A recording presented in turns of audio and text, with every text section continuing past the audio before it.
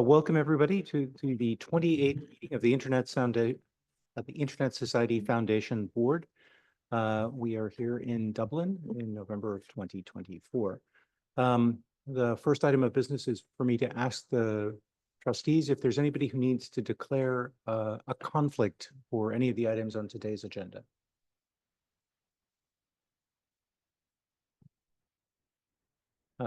Seeing none, I think we can move directly to our first item of business, which is the foundation update. Chris. Thank you very much. Mike, okay? Picking up. So I'll first of all give an update on Q3 for 3 of the elements of the foundation, specifically for CMC fundraising and the empowerment group. And then Sarah will do the same for philanthropy. So we'll switch between us throughout the day as we cover the different areas. Next slide, please. And again. So firstly, we'll have some snapshots from empowerment. For those of you that don't know, or as a reminder for those that do, empowerment is our part of the foundation that, so we've got a hand from Laura, is that? The slides are not visible on the Zoom. And we do have other folks in the attendee room as well. Hang on, let's fix that first.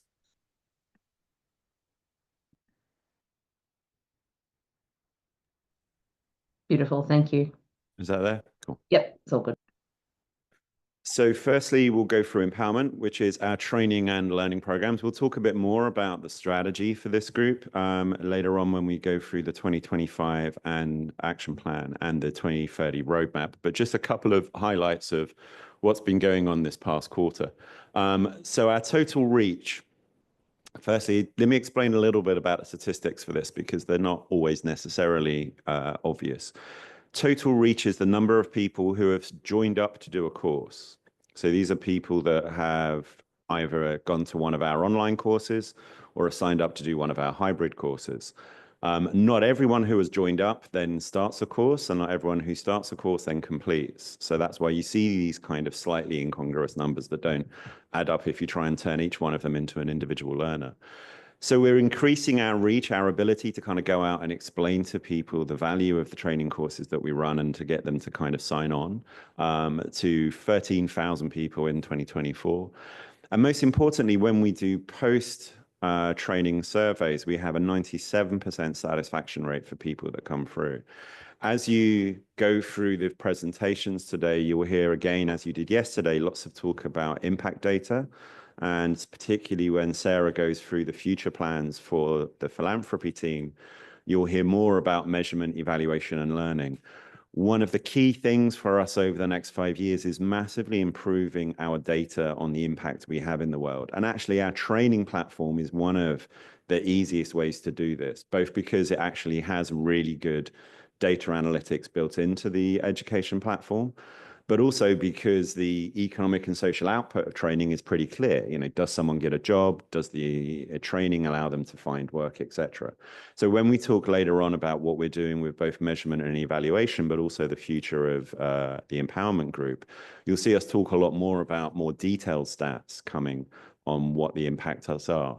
But, you know, we have a very high satisfaction rating with our training courses. The training sessions we ran, so these are the number of actual courses that we ran, the amount of times we ran a course, has increased from 260 in 2023 to 409 in 2024. And the completion rate has improved as well. So we're getting to about 46% completion rate. Obviously, the hybrid courses, the real high value courses where people are either in a classroom or doing a mix of classroom and online work have a much, much higher completion rate. But equally, those are also courses that are more expensive, obviously, to run. So what we're looking at is how we can improve the completion rates for our online courses to get those numbers up. Next slide, please. One of the ways as well that we're expanding reach, again, we heard a lot yesterday about how we expand the impact of the Internet Society overall through our partners and our community. And one of the easiest ways for us to do this in training is to bring in partner organizations to help us deliver this. So we've had an increase in learners overall in the last year, but we've also increased the number of partners that we're working with to help deliver the courses, and also the number of chapters that are delivering the trainings as well. Using this network, our chapters, our broader community, our academic partners is going to be a significant part of how we scale these learning platforms. And when we come to talk about some of the future activity in 2030, heading towards 2030, you'll see us looking to really increase this. Understanding how we deliver this is really important. Also, understanding how we have programs like Train the Trainer programs. Again, one of the easiest ways to increase the potential surface area of our training is to get people who are trained as trainers to then train other trainers. And what the empowerment team is really, I think, leading the way in ISOC 4 is that kind of franchising of our content in a way that allows a much bigger group of people to participate in our training programs. Next slide, please. The aim of all of this, though, is really to increase the ISOC family. And most notably, the big shift in 2024 has been the empowerment team's real focus on activating our fellowship program and looking at how that really then builds out, along with the training programs, to build a strong alumni program. Our fellowships programs, while smaller in numbers than the training programs, are obviously hugely important in creating strong advocates for ISOC and for the ISOC mission and the ISOC activities. And we have a number of our fellowship programs really focused on finding people at the early and mid stages of their career.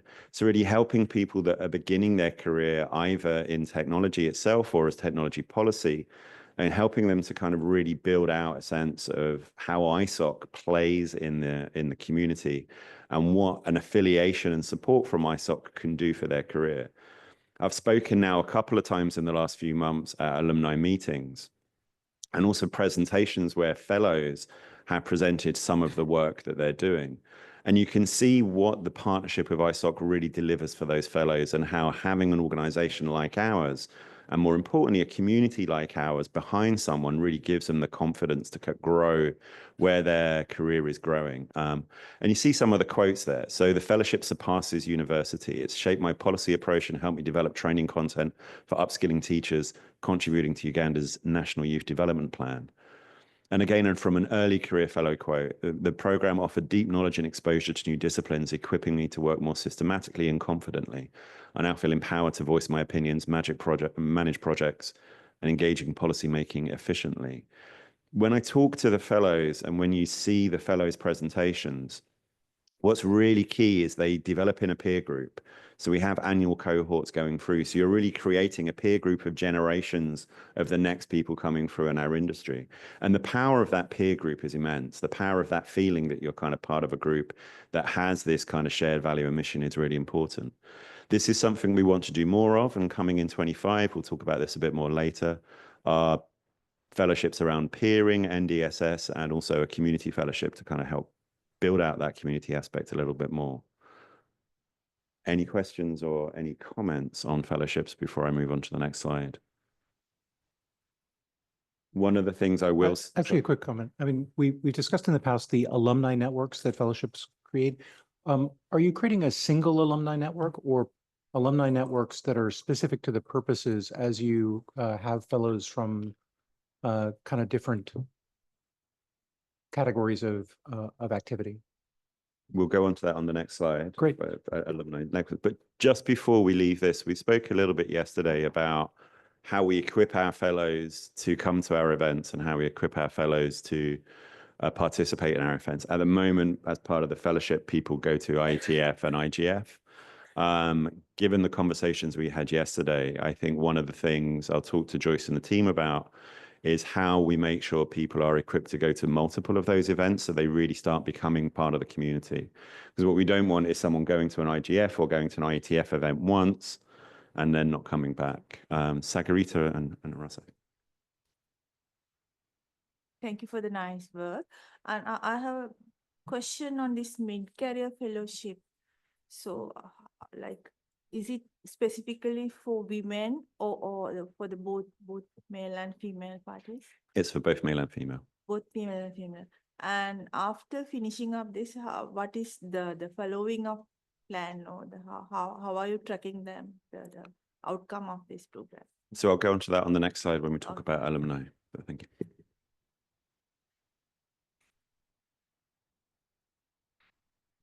So you and I talked at dinner a little bit about this idea, but bring it to everyone. When you have people attend an IETF, they're kind of getting a little snapshot. They spend a lot of time learning in a side room and then go visit the IETF and then go back to their side room. And so they get a feel for what's happening, but they don't really participate in the IETF fully. And I was thinking maybe the way to bridge that is to offer those people to come to a second IETF and assign them a mentor that would help them engage in the actual participation of the meeting now that they have that foundation from the first visit. Just a thought. Yeah, no, and I think that's something we would absolutely want to follow up and look at doing. You know, as I said, and actually, if we skip to the alumni slide now, the next slide, we can talk about this. The training, the fellowship, these bring people into our community. They make us part of who we are as a whole community. Sorry, can you go to the alumni slide next? Sorry. But it's actually after those events that people really then start to feel the impact of the community in the events we run. If we find that what's happening is people are going just to one IGF and one IETF and they're not coming back, then we're clearly not succeeding. And again, this is about measuring impact after the event. You know, we're very lucky, as I said, with our training programs and our fellowship programs, in that we get really good data while they're on the courses or while they're part of the fellowship program to understand their satisfaction and the impact that we're giving. But the real success factor is going to be how we measure what happens after they finish. And I think at the moment we're doing this within our alumni engagement program. And Sagarita, at the moment, we're really focusing on everyone, but we will be coming up with and developing very specific alumni events based on the kind of work that people are doing. So, you know, the fellows that have been in the policy space, we will look to create alumni groups that kind of really focus on those groups. Those that have been doing the designing and deploying computer networks courses and are working in community networks. Again, we can look at kind of how we build alumni networks there. But to start off with, for this first year, we've really been focused on trying to understand what kinds of reach out to our alumni work. How do we bring people in, and holding some of those first general alumni events to then get more from that community to understand what kind of engagement works for them going forward. Are they those people who are selected for the mid-career fellowship? Are they from the technical backgrounds or the non-technical backgrounds? So it's a mix. So we have policy and research fellows. So we have people that are doing research on understanding the social impact of the internet, people that are doing research on understanding women's access to internet services. And we also have technical fellows as well. I'm asking these questions because I thought of using these fellows as trainers from the regional capacity, because there are certain set of workshops or trainings are planning throughout the region, and we can utilize these people to be the trainers on this platform. No, that's a great idea. And just in case, you have Caleb, Marine, and myself in queue as well. Yeah, so excellent idea from Sagarika, because that's exactly, take for example, our own Nigerian School on Internet Governance. If you've been taught, right, you become a mentor the following year. And if you make progress and you become a very strong voice within the community, you become a faculty member, right? And then or probably become a faculty member that is understudying one of the older big dogs. And then we kick out the big dogs, bring in the younger ones to take over, right? That's the approach. But I wanted to follow up on the approach on mentorship that Ross was talking about, right? Now, I'm going to use the ICANN specific example of how mentorship is being done, right? Before the meeting, there are several mentorship meetings to familiarize the fellows about let me bring it this way, what ICANN is all about, what we can then say what IETF is all about, right?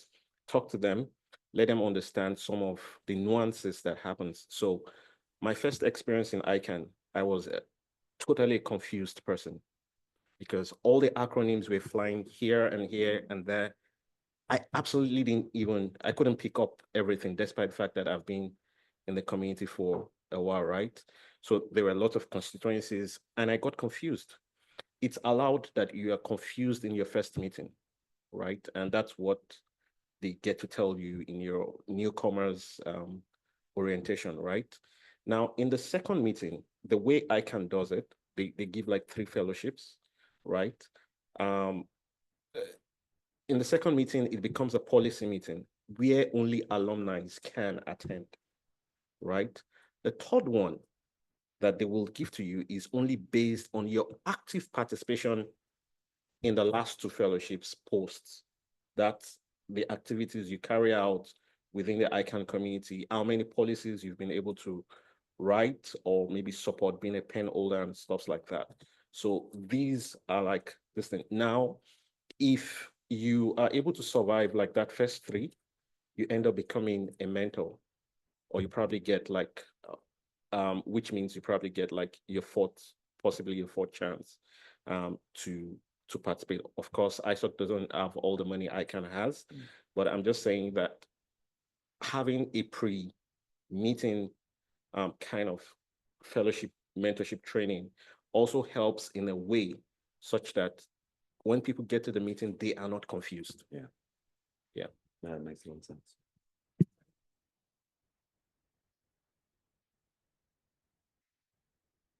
Yeah, I was just looking at the Asia Pacific numbers and that, and with regards to ISOC alumni. Sorry, yeah, with regards to alumni.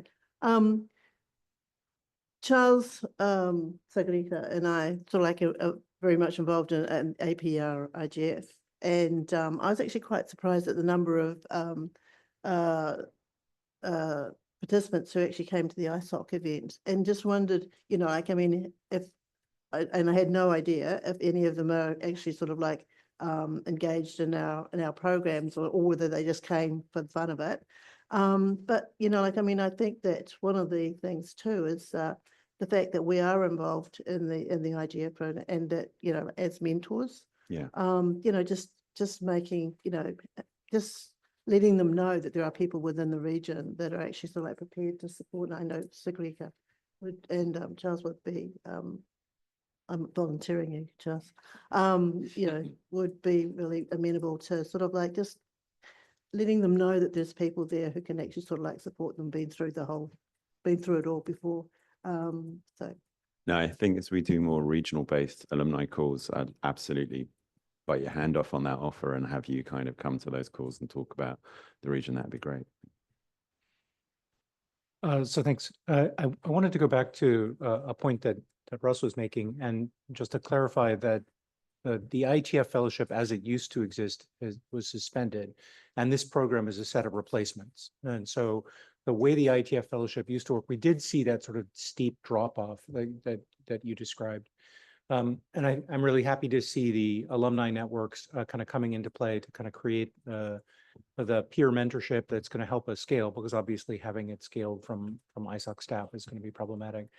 But I also wanted to kind of come back to what we were talking about before about the differentiation. I think it's entirely right to have alumni networks that have both a regional aspect to them and a topic aspect to them. But I really hope we can also retain a more general alumni network, because the interplay among the different groups is actually quite useful. And I think you heard from Roman yesterday that government attention to the IETF is actually much more than most people think in terms of participation, both on mailing lists and to some lesser degree in person. And having those people who are more the technical side of government have knowledge that there are policy people from government who are interacting with people who are thinking about peering, or who are thinking about these research questions of participation is useful. So I think it might be something where it's a yes and. Yeah, absolutely go and make these more differentiated. But please don't lose the broader alumni network, because I think there's some fertilization there, that's quite useful. And it looks like you got Sally and then Ross.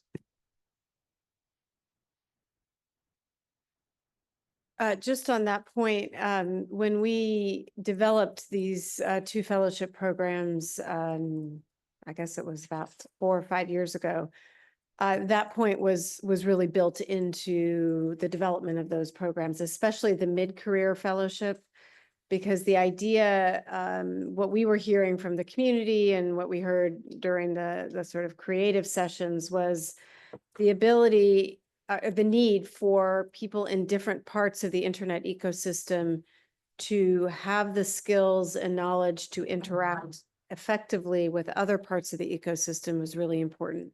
So policymakers or policy advocates are increasingly needing to understand technical topics.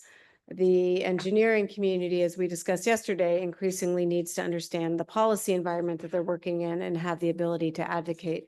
So the idea of the program itself was to create those linkages between different parts of the ecosystem. So all that to say, Ted, I agree with you that that was in the design of the mid-career fellowship, and we want to ensure that we keep that going forward. But also there is value in the networking within your space. So it's a complex thing, but we're thrilled that we have this alumni baseline to start with, because that was something at the earliest days of building these fellowship programs. That was the desired result, was to get to the alumni network to build future leaders for the internet. So I think it's exciting where we find ourselves today.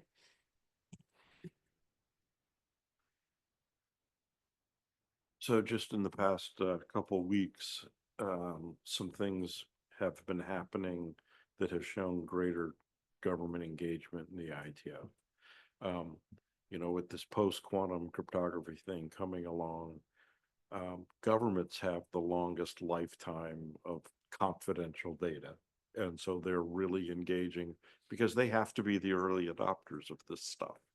And so we're actually seeing them actually pick up the pen, which is rare. So just the last couple of things on this slide, as you see, we're talking about regional focus groups, but I want to talk a little bit about the digital ways we're trying to keep this alumni group together. So you'll see the monthly newsletter, LinkedIn groups, etc. One of the important things also we're doing is particularly to track the impact of our training programs and our fellowship programs after people have completed the course. And particularly on the African continent and the South American continent, is using WhatsApp as well as email. We actually often have quite a low response from trainees on email. But we've seen a couple of other programs, in particular when Joyce and I were recently in Bogota in Colombia talking to one of our grantees, Generation, who do training alongside us. They use a WhatsApp group and have a substantially higher response rate. So we're looking at kind of all of the ways we can gather data from that group and stay engaged with them, and what the most appropriate one is for the different kinds of groups. And as I say, this is doing two things. You know, this is absolutely building that alumni network out, but also in staying engaged with that alumni network, we're getting the data on the impact we're having. So we're getting to understand what's happening to people after they've left. And it just makes it a lot easier as well for us to help understand how these people go on to the next stages of their careers. Next slide, while I swallow a poppy seed from my bagel. Hang on. So going on to fundraising for Q3. And again, you'll see a lot more on the later slides when we look at our 2025 and 2030 plan and how we're radically changing our approach to fundraising. The approach for Q3 is still very much, sorry, I should not have seeded bagels.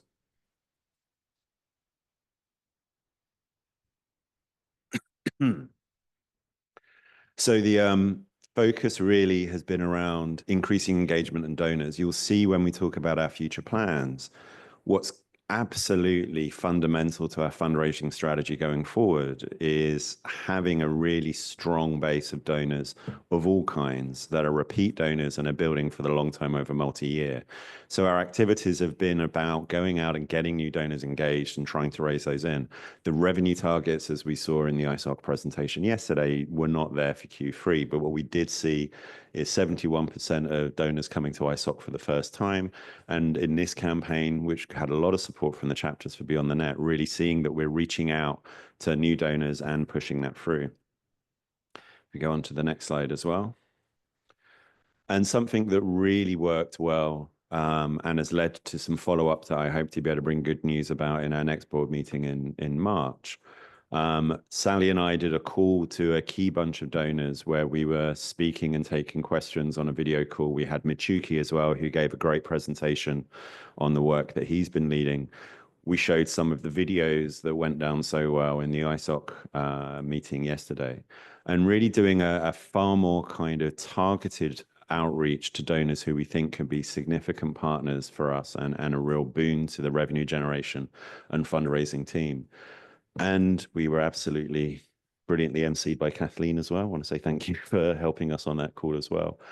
But we got really fantastic feedback from this presentation of our work and how people can get engaged.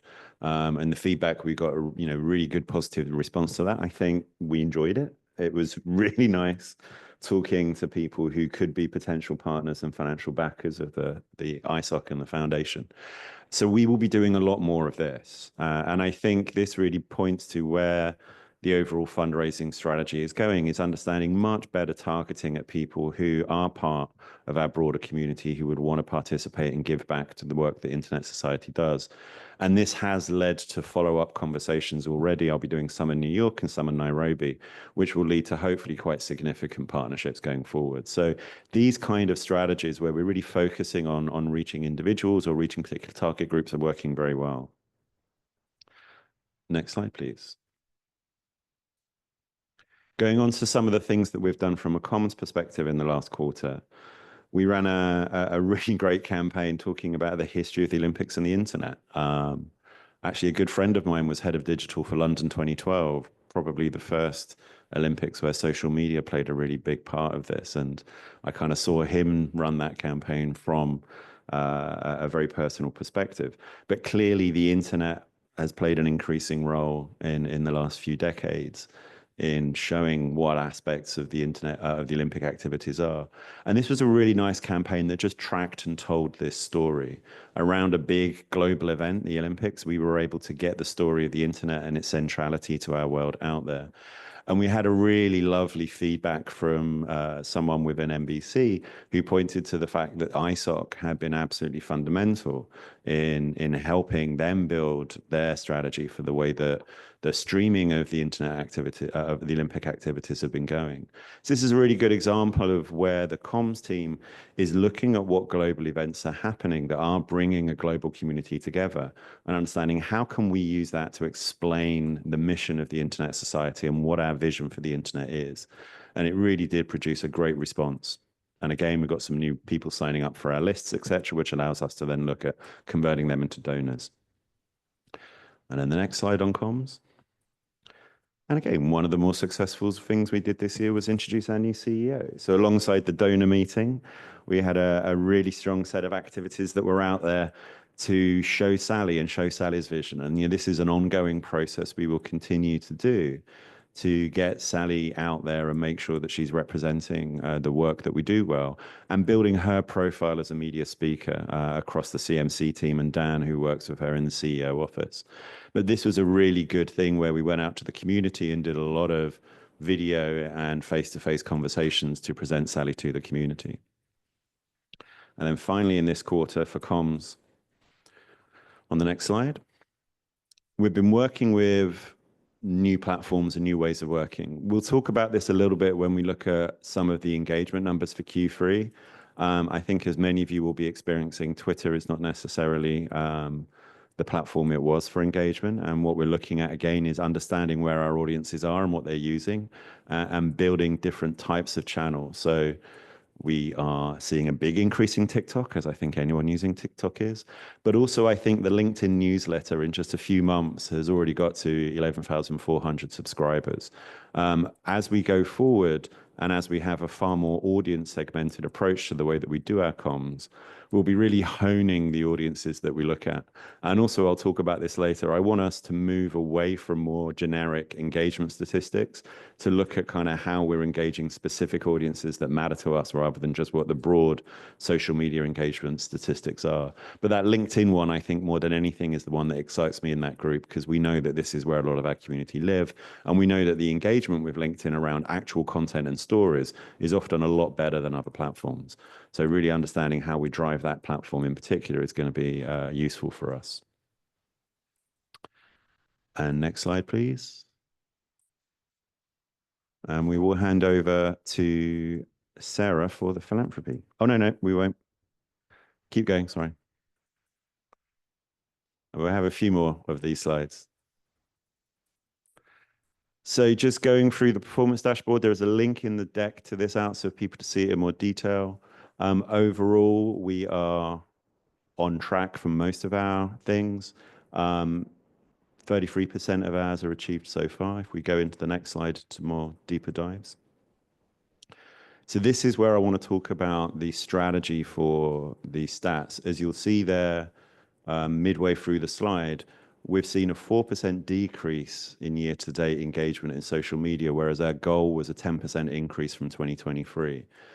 A certain amount of this is just that in 2023, that was based on using Twitter as a channel, and that hasn't performed as well as we would expected. But also it reflects the fact that what we've done in 2024 is really focus on driving those other channels and moving social media engagement in particular to those new ones. So it's been a more experimental year necessarily than we might have expected. And going forward, what I want to see is that social media engagement statistic be broken down a lot more by channel, by community, in understanding how we're doing that for specific audiences and not just at a global level. Nonetheless, we have had a lot of support for the fundraising priorities come from communications this year. As I said, we had 64% of individual donors giving on isoc.org. We've really blown it out of the water on individual fundraising from CMC channels in terms of growth, growing newsletter subscriptions, etc. And the thing that we'll be doing more and more and more of is the impact stories. And we know that the impact stories, the videos, etc., are the things that really drive engagement and really tell our story the best. And we were talking about this more in the comm session later on. But we've actually published more stories than we expected to this year already, so we've kind of blown through that one. Next slide, please. On empowerment, training and fellowships, again, very much on track to meet the targets that we're setting.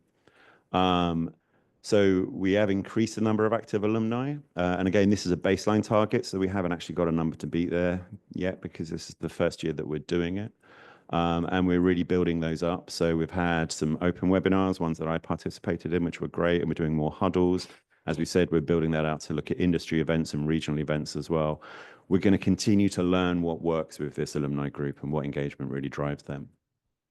When we look at fellowships, we had the completion of the Early Career Fellowship with a successful symposium, again, something I was happy to participate in, and a really high engagement from our youth ambassadors and AFPIP fellows at events. As we just discussed, this is something we need to do more to work on to make sure that their participation in the events is really successful and making them a long-term part of our community and not just a one-term attendee. And 64% of all of our projects receive some form of support from the fellows and driving that forward. So we've achieved, actually beaten the 60% target that we had for that statistics. We have a completion rate in Q3 of 46.8%. This is up, but we want it to be better. And again, as I say, part of what we're driving there is looking at how we can pick partners that help drive the online completion rate further up. And we'll be talking a little bit more about that later on in the 2025 plan. But the satisfaction rate. Sorry. Oh, sorry. Just a quick clarifying question there. For the completion rate, is that from people who started and didn't go to the end, or people who registered and didn't go to the end? It's the latter. Sorry? It's the latter. It's people who register and don't complete. I think it might be useful to break out the two statistics, because the people who register and never attend may have no dissatisfaction with the course. It's just, they registered thinking they had the time available and something else came up and they don't. You get a very different signal from people who start the course and didn't finish, because that's indicating that there's something about the course that mismatched their expectations or difficulty level or something else. So I think it might be useful to break those two into two different measures. Absolutely, we will do that. And as I was saying earlier, the number of learners trained by partners is going up, and this is something that we will continue to grow as we go into the next few years. And the next slide. On fundraising, as we said yesterday, we didn't have a good quarter from a revenue perspective, but we did manage to increase our outreach and build the base of future donors. So this is still very much a work in progress and something that we'll be driving with the new strategy, which we'll talk about. We did have some good work from the individual donors. So we've had new prospects come through, and I'm spending a lot of my time talking to individual donors on a one-to-one basis everywhere I go. Every city I go to, I get a list from Isadora and the team of people that I can meet. And the aim is to really try and convert a lot of those individual donors to regular donors to be part of this. The other thing we're going to be doing as well is really focusing on payroll giving as well in 2025, which we'll talk about later. But trying to get to the point where we are talking to people in the internet industry who really fundamentally understand the value that we drive and seeing how we can get good recurring generated donations from them. But we have increased the number of people we're reaching out to. Now the challenge is to convert that into cash. So this has very much been a quarter of prospect raising, but not necessarily cash raising. Okay. And then this tells that story. We are down on the revenue total, thanks to the magnificent work of Say. Fortunately, this isn't impacting on our PST, but this is not a slide I want to be presenting again, where we're showing that we're not reaching targets and we're not hitting the targets that we're going through. And then the next slide. And finally, I do hand over to Sarah on philanthropy.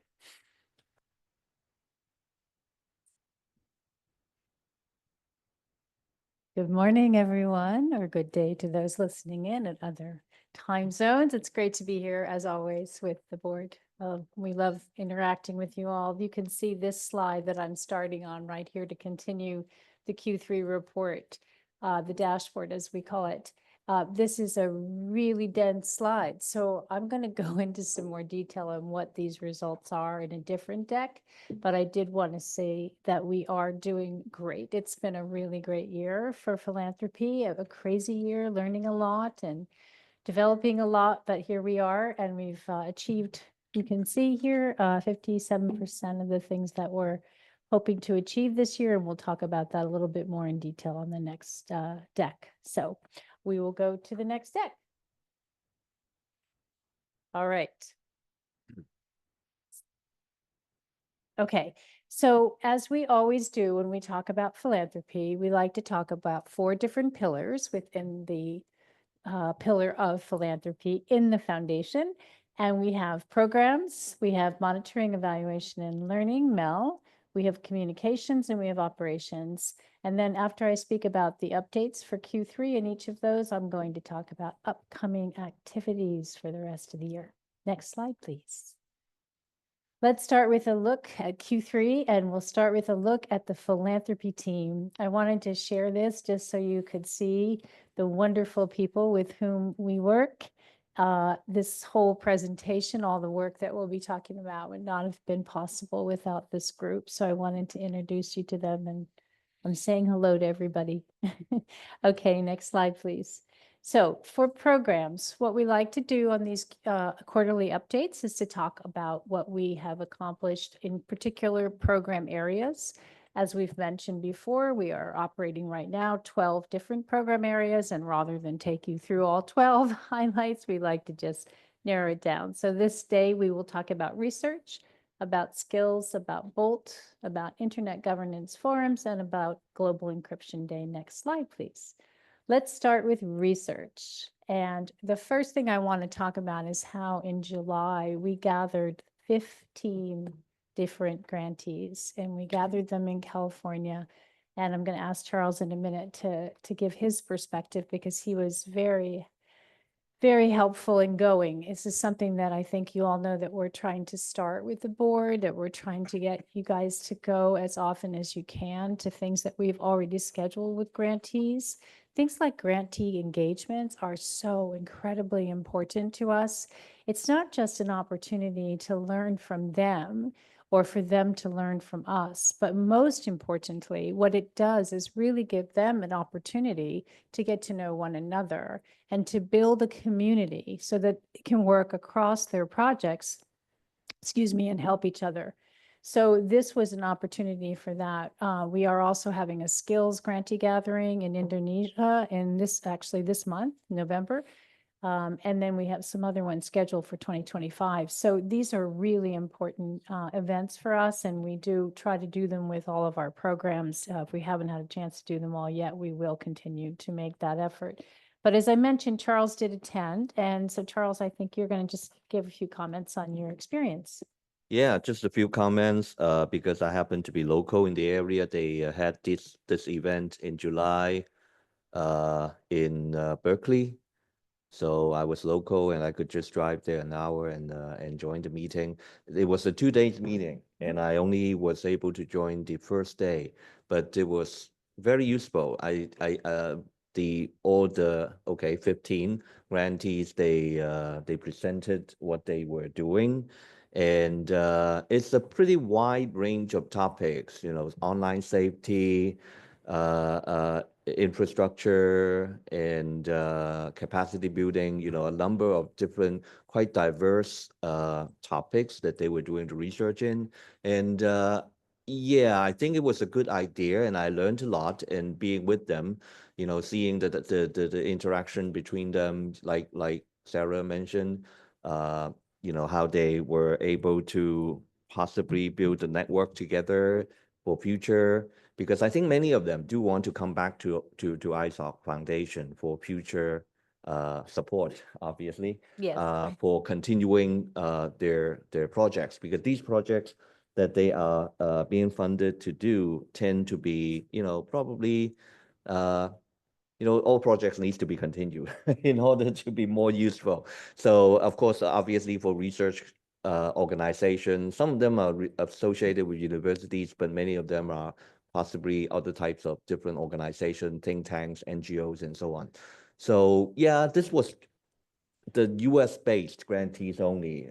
So I don't have a wider view of the global situation, what would be other organizations, research grantees from other parts of the world, what they are doing. But at least, it was a good gathering for this group. And the other thing is, I think it was very useful. I believe, talking to the staff who were there, I believe it was very useful for them as well, because having the possibility, the ability to be face to face, spend 2 days together for them to understand what the grantees need if they make future applications, if they want to propagate the results of the research better.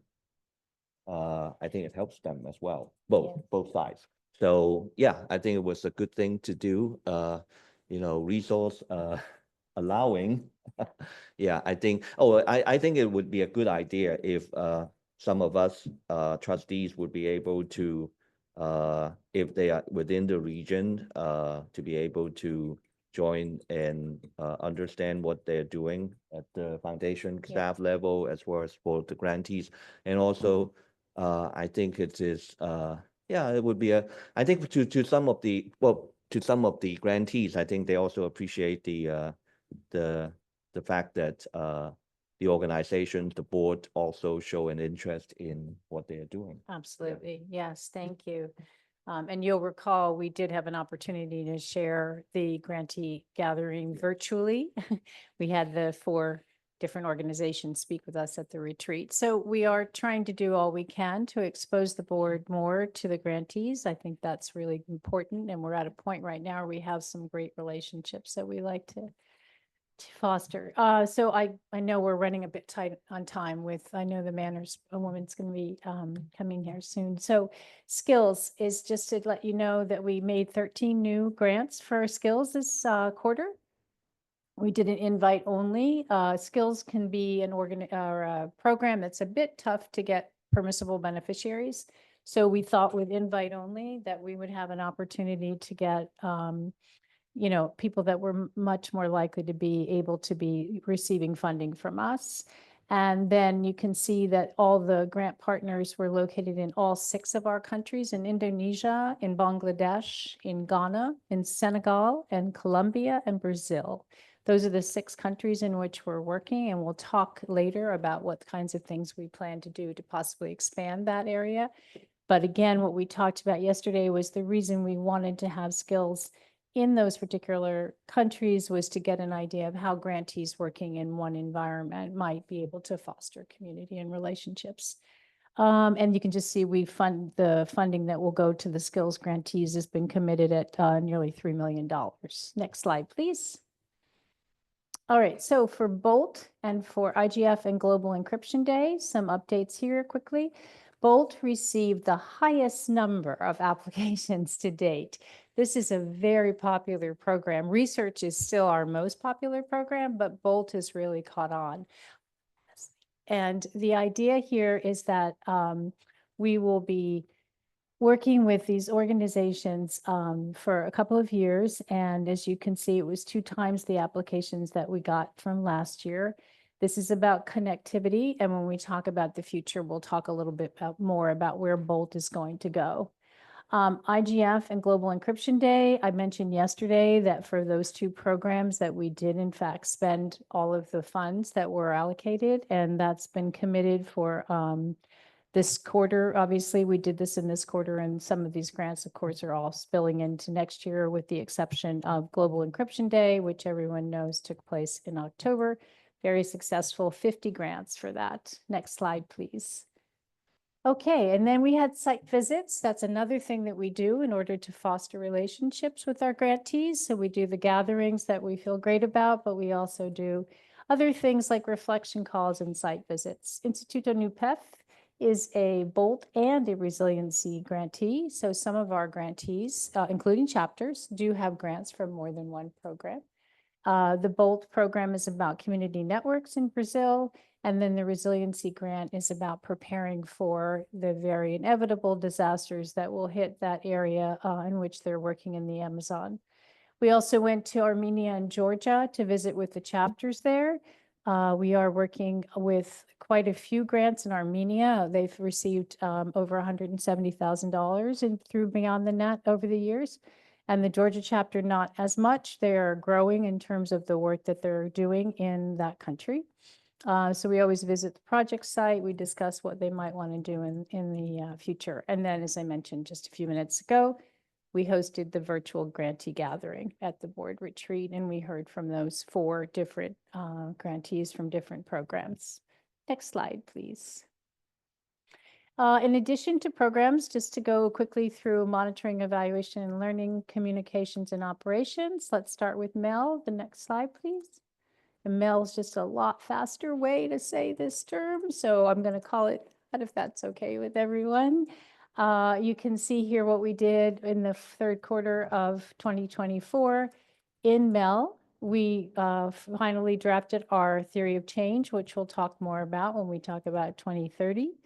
The evaluation of the research program was concluded. This was something we wanted to do because of the size and popularity of this program. We feel it's really important to make sure that we are really studying what it is that's working so well in that program and also how we can manage it. They do right now have 38 active grants in that program, which is a lot. And we're trying to figure out the best way to manage going forward.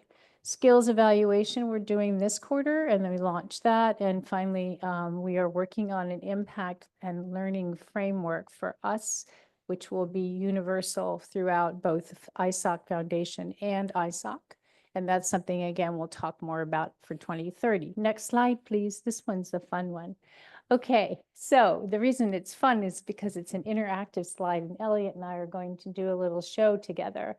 We launched the Project Impact Map in Q3, which now features nearly 100 of our projects. And if you could go ahead and just click on that and go to that, he can show you how the globe moves around. Isn't this wonderful, interactive? So if you go to our projects, you'll find that this is where you can go. And if you go Nigeria, for example, 15 projects, if we click on that, Elliot, you can see the different projects come down. You can also see just above that, Elliot, if you can scroll up just a tiny bit, a little bit more, how you can go ahead and put your search.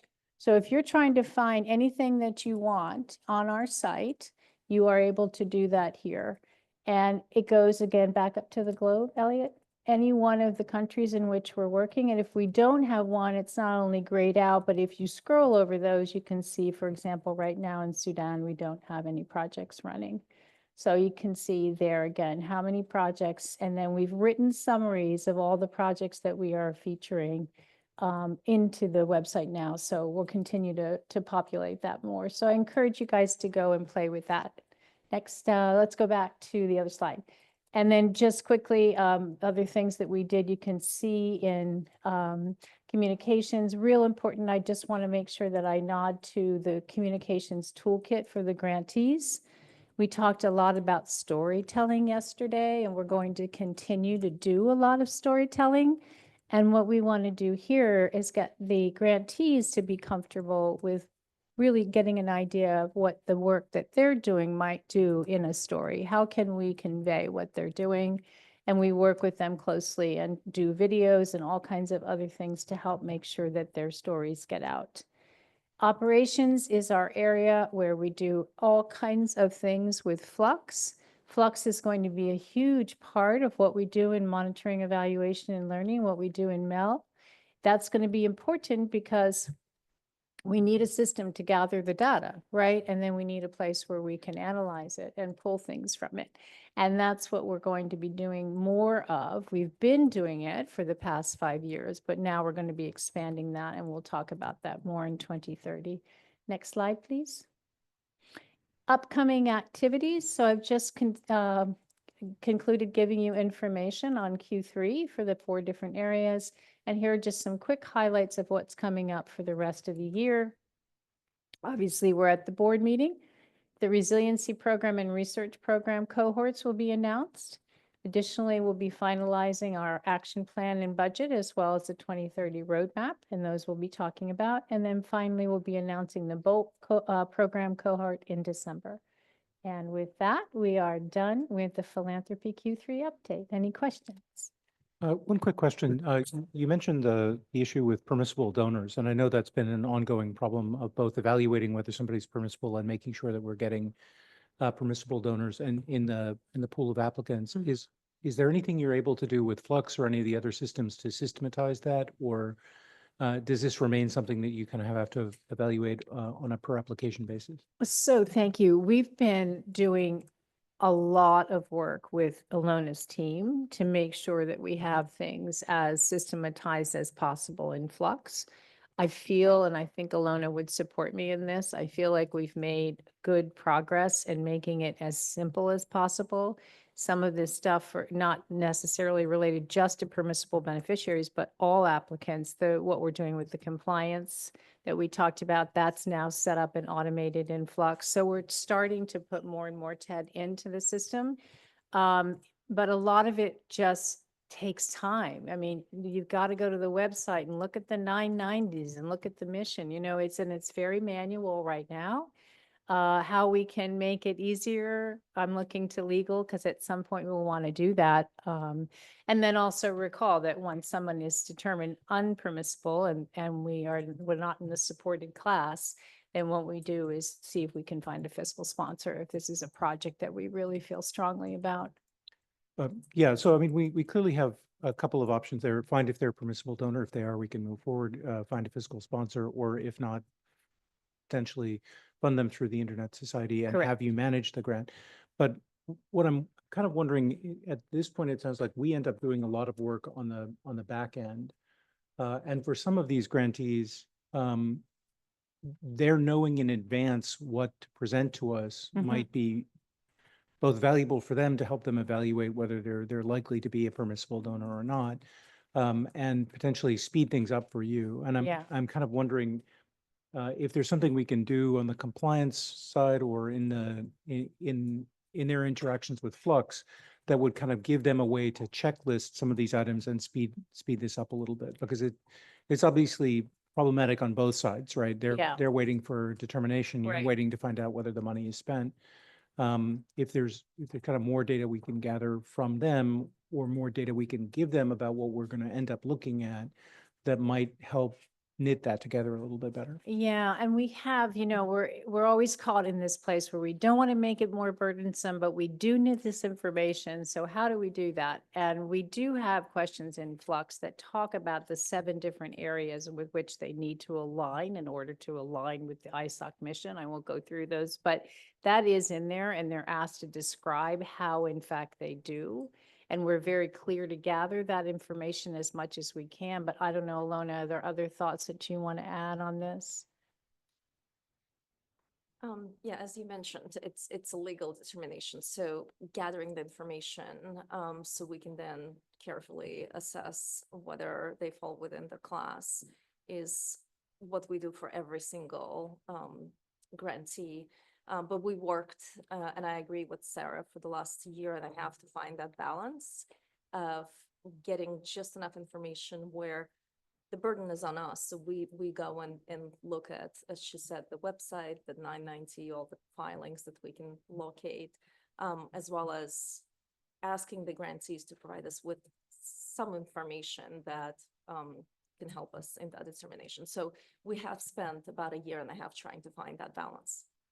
Well, that's great. Thanks for describing that a little bit, Ed. And I think the reason it kind of came up to me was the fact that you had an invitation only round, right? Mhm. And obviously in those situations, you've already predetermined that these people are going to be eligible if they do choose to put forward an appropriate request. But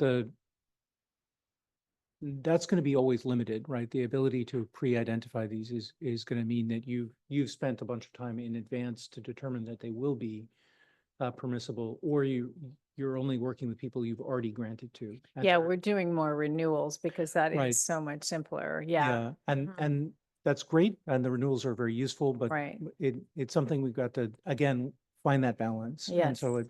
I'm really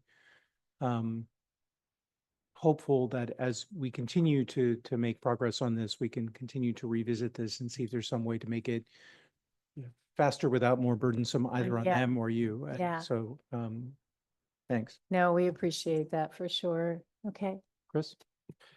And we'll talk about this more when we look at the fundraising strategy to 2030. But the ultimate solution of this is also creating the co-fund inside ISOC that gets over the issue of permissible beneficiaries and allows us to kind of look at the, as you said, the two-sided way we give out money and the way we structure that. I think that's great, and I'm looking forward to that conversation and to that approach. I just feel though it's still Yeah. going to impact the foundation side, right? Even if we have better opportunities to have foundation managed but ISOC granted grants, the issue will still be there for the grants Yes. coming Yeah. directly from the foundation, and we need to manage it. Yeah, we do have funds that we would like to share to do good work. So. Yeah, thank you. Any other questions for Sarah? Hi, Leslie. Okay, thanks very much, Sarah. The next item of business, for those of you who have not met Leslie Daigle, Leslie is the CTO for the Global Cyber Alliance, and she's here today to talk to us about manners. Thank you very much. And thank you for the opportunity to be here. I've got some slides and we'll talk through some details describing the first year of manners at the Global Cyber Alliance. But do please feel free to stop me at any point with any particular questions, and I'm happy to take questions on other materials about manners as well. Next slide, please. So yeah, next slide. yeah. First of all, the numbers, it's up and to the right. Woot. This is the overall growth of Manners participants for I think since its inception. But the key thing here is that the participation in Manners has continued to grow over the course of the last year. It is up 11%, and the numbers on the side show which areas have grown. I don't think there are so many vendors in the world anyway, so I'm not expecting massive growth in that area. Next slide, please.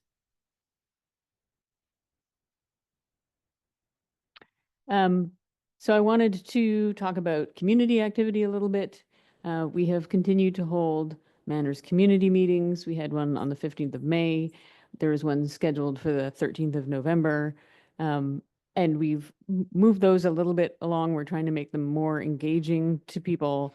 They have remained virtual because that actually reaches more people. We've done them in, the morning and afternoon slots from a US ET perspective, trying to reach more time zones in the world. And then the Manners Plus working group, which is an open working group, continues its work to try to focus attention on manners and raise demand from edge networks. So there are 78 working group participants, of which about 10 are active. That's about normal for an open working group. And we are progressing community consensus on additional steps to foster manners uptake. And you'll see that reflected in the where we plan to go in 2025 plans. We've worked with the newsletter and social media. We've put out 3 quarterly newsletters so far. We moved it to LinkedIn, where we saw similar healthy uptake, as Chris mentioned, for the newsletter for the foundation. We've seen a large increase in LinkedIn interest with the Manners profile since the beginning of January. Next slide, please. And then it's not just all about us and what we're doing. What we see from touring around outside in the world, we see that there is continued interest and engagement with Manners organically all around the globe. At a meeting early last month in the Latin America region, it's pretty clear that entities there are using Manners as one of the key requirements for their building out new IXPs. So Manners is pretty well known, largely due to the efforts of the Internet Society, but it continues to be a key element of what networks are doing around the globe. There's also increased regulatory activity. The US White House published its roadmap for routing security with several references to Manners. And they've been pretty open to working with us in discussions. We did manage to get them to change the Manners acronym so that it was spelled out what it actually meant instead of whatever had come to the top of their mind. Yeah. So, and as you may or may not know, the U.S. Federal Communications Commission is proposing rules for U.S. network operators and their proposed rules have referred to Manners as well. We've been happy to be working with the ISOC policy folks with their engagement with the U.S. government.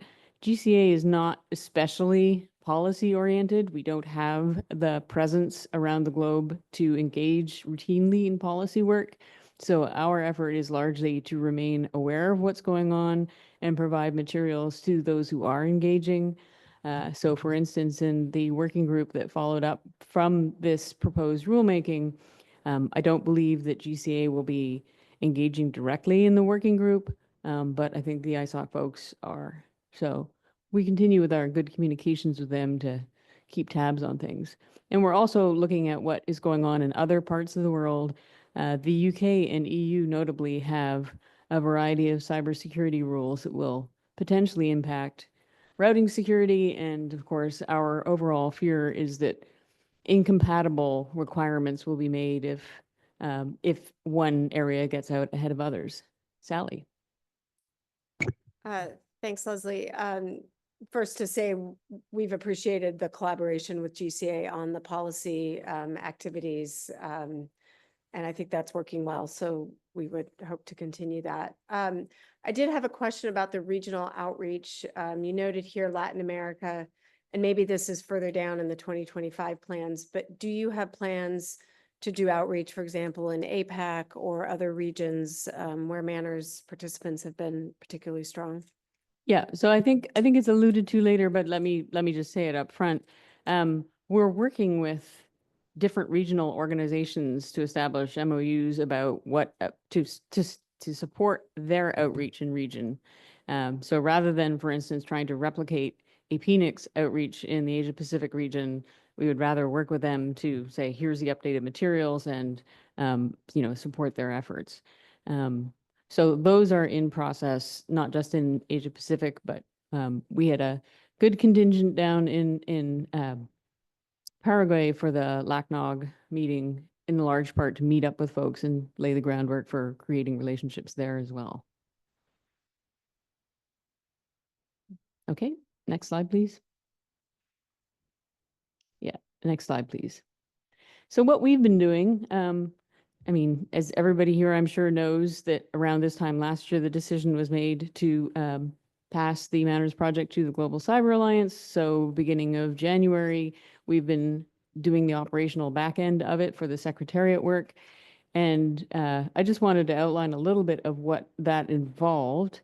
I mean, it's pretty down in the weeds, GORP, but the fact that it seems to have transitioned smoothly is, I think, a testimony both to the Internet Society staff, who were very helpful in giving us guidelines about what their experiences had been and best practices, and also to the GCA staff who managed to pick it up and run with it. And in particular, I would focus on the Manners Observatory. Not only did we transition that, move the code base to our own hosting services, but I guess that's on my next slide, but foreshadow. We actually already have begun some implementation of new functionality by bringing one of the main tools, the ROA stats or ROAST, into the observatory itself instead of being a standalone tool. And we've continued with the steering committee support, including elections. The actual elections for the steering committee are next week. The last I heard, we have 6 candidates for 3 positions, so I think we're doing pretty well there. Next slide, please. Yeah, I mentioned that we put in new functionality in the observatory. We also are in the process of moving the steering committee and the Manners Plus working group into one Manners Slack platform with a professional license so that we can see more than 90 days worth of history, because I think everybody knows that history of conversations is imperative in this industry. Yeah. Yeah, I think the rest is pretty obvious. Next slide, please. And next slide, thanks. Yeah, so this is, standing here and looking forward. We are continuing to work on improving the data in the observatory. We're adding new feeds for incident data and, on the whole, trying to make sure that we create accurate and reliable information in the observatory. We are working on a charter update for the steering committee, which is fairly exciting. We knew we had to do that in part because the existing charter referred to the Internet Society as a secretariat. We are undertaking that at this point in the year, in part to also bring it up to speed to reflect what the steering committee actually does. Because I think when the charter was originally written, there were there was a variety of possible futures for the Manners activity and roles for the steering committee. But now we're trying to bring the charter up to date to actually describe what the steering committee can be responsible for. So there's clarity about its role in things like business strategic decisions, which we continue to discuss. I'm actually hopeful that we will have that together before the end of this year, in part because we're doing it as a Manners development process at the same time. This was originally described as a standards development process, but we're not a standards organization and don't wish to be confused as one. But one of the things that we saw in the policy that refers to manners is it's a little bit difficult to really refer to manners and say, comply with manners, these rules that are published on a website. What happens when, you know, time passes, the norms should be updated. Can we have version numbers on what the manners agreements are, what the manners actions are? When we introduce additional material from the Manners Plus work, it would be good to be able to actually say, you know, at this time and in this way, these are the manners actions that are agreed to. So, manners development process being developed for that purpose. It's more or less codifying the kinds of things that have been done in the past. So for instance, the Manners Plus working group is formed by the steering committee, but open to participation beyond manners participants. But actually agreeing or determining that achievement has been, that consensus has been achieved on any given document will be a role for the Manners Steering Committee. So that too should be coming along in the coming months. And for, I mentioned engagement before, we are working with other regional organizations to support their outreach efforts. But we're also exploring how we can revisit the former ambassadors program, which we put on hold when we took over the Manners Secretariat role, because it wasn't achieving the kinds of results desired. But we are interested in exploring new ways to actually support that going forward, because it's pretty clear that, you know, we need manners people on the ground everywhere in order to raise awareness and understanding of how to implement the manners actions and why it is important, and why it is important not to just, you know, be manners compliant and turn on the right things when you build your IXP, but also to understand why you're doing that and how to maintain it and how to maintain the ROAs going forward. One of the things that we've heard in the last weeks is that the number of development organizations that go out and say, you know, if you're building a new network, if you're building a new IXP, you must get your ROAs, you must do the route, you know, you must do route origin validation, do all these things there, you're good to go, and then leave. And then as soon as there's a problem that is related to having their ROAs not properly configured, the easiest thing to do is turn them off and never turn them on again. So, yeah, our aim is to make sure that there are people in region who understand the details of why they're doing what they're doing, in order to make sure it continues to be used and useful. I sense there are questions. Yes, please go ahead.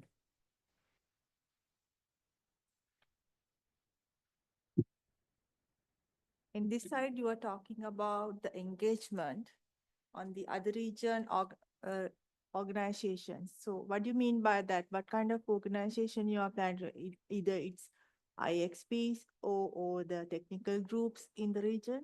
So far, we've been working largely with the network operator groups and the NICs, you know, APNIC, AARON, RIPE, NCC, to see, because they are umbrella organizations who already have engagement programs in their regions. And then from there, we can see where it's appropriate to span out from.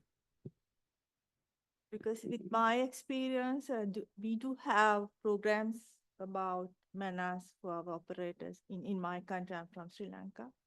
So still we were unable to persuade them to use manas in their networks, because they say, yes, we do that, but they didn't feel that the importance of using manas and how to collaborate with the other regions as well. So do you have any kind of program or proposal to improve that kind of scenario? So we don't currently have a program available, but it's certainly helpful input, and I'll take that advice on board. Thank you. Okay, next slide, please. Yeah, I did want to say a little bit more about Manners Plus. Yeah, so as part of it, as I said, we want to move on with a manners development process for documentation of norms and charters. But for Manners Plus itself, we are moving forward with forming a group of network operators, a sort of a pilot group that are Manners Plus conformant as the founding group for launching this. There is a self-assessment survey, which is available at the link in the slides. And I will say again that the purpose of Manners Plus is to increase desire for manners amongst customers in edge networks with a view to that driving more interest within the networks themselves. So a lot of what is in the self-assessment is focused on sort of supply chain type questions. Yeah, so and with that, with manners, we would like to go beyond promoting manners to network operators and those who need to take the actions, but also raise awareness amongst edge networks and others. Okay, next slide, please. Next slide. Yeah. So, and then I couldn't leave without saying again, thank you for the opportunity to undertake the support of this project. I'm not here to talk about our other projects, but I can wax long-windedly about our other projects that are, we feel, somewhat related in that we're focusing on names and numbers. And in those projects, we had already taken manners as sort of an exemplar of the right way to foster collaboration amongst the network operators and other infrastructure operators who have to move. So we feel that it's bringing them all together is creating a lot of momentum for data-driven collaboration for collective action. So it's been very helpful to us, and we hope that bringing all of these together will mean great things for Manners as well as the other projects. So that's what I have. Happy to take any other questions.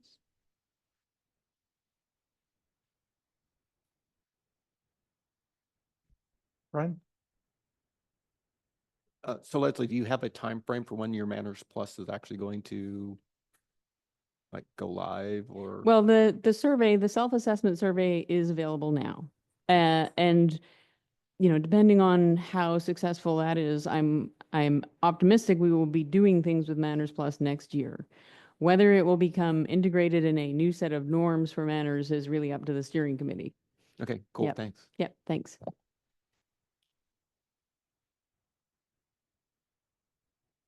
So it's great to see the linkage that you're seeing between this project and the other projects at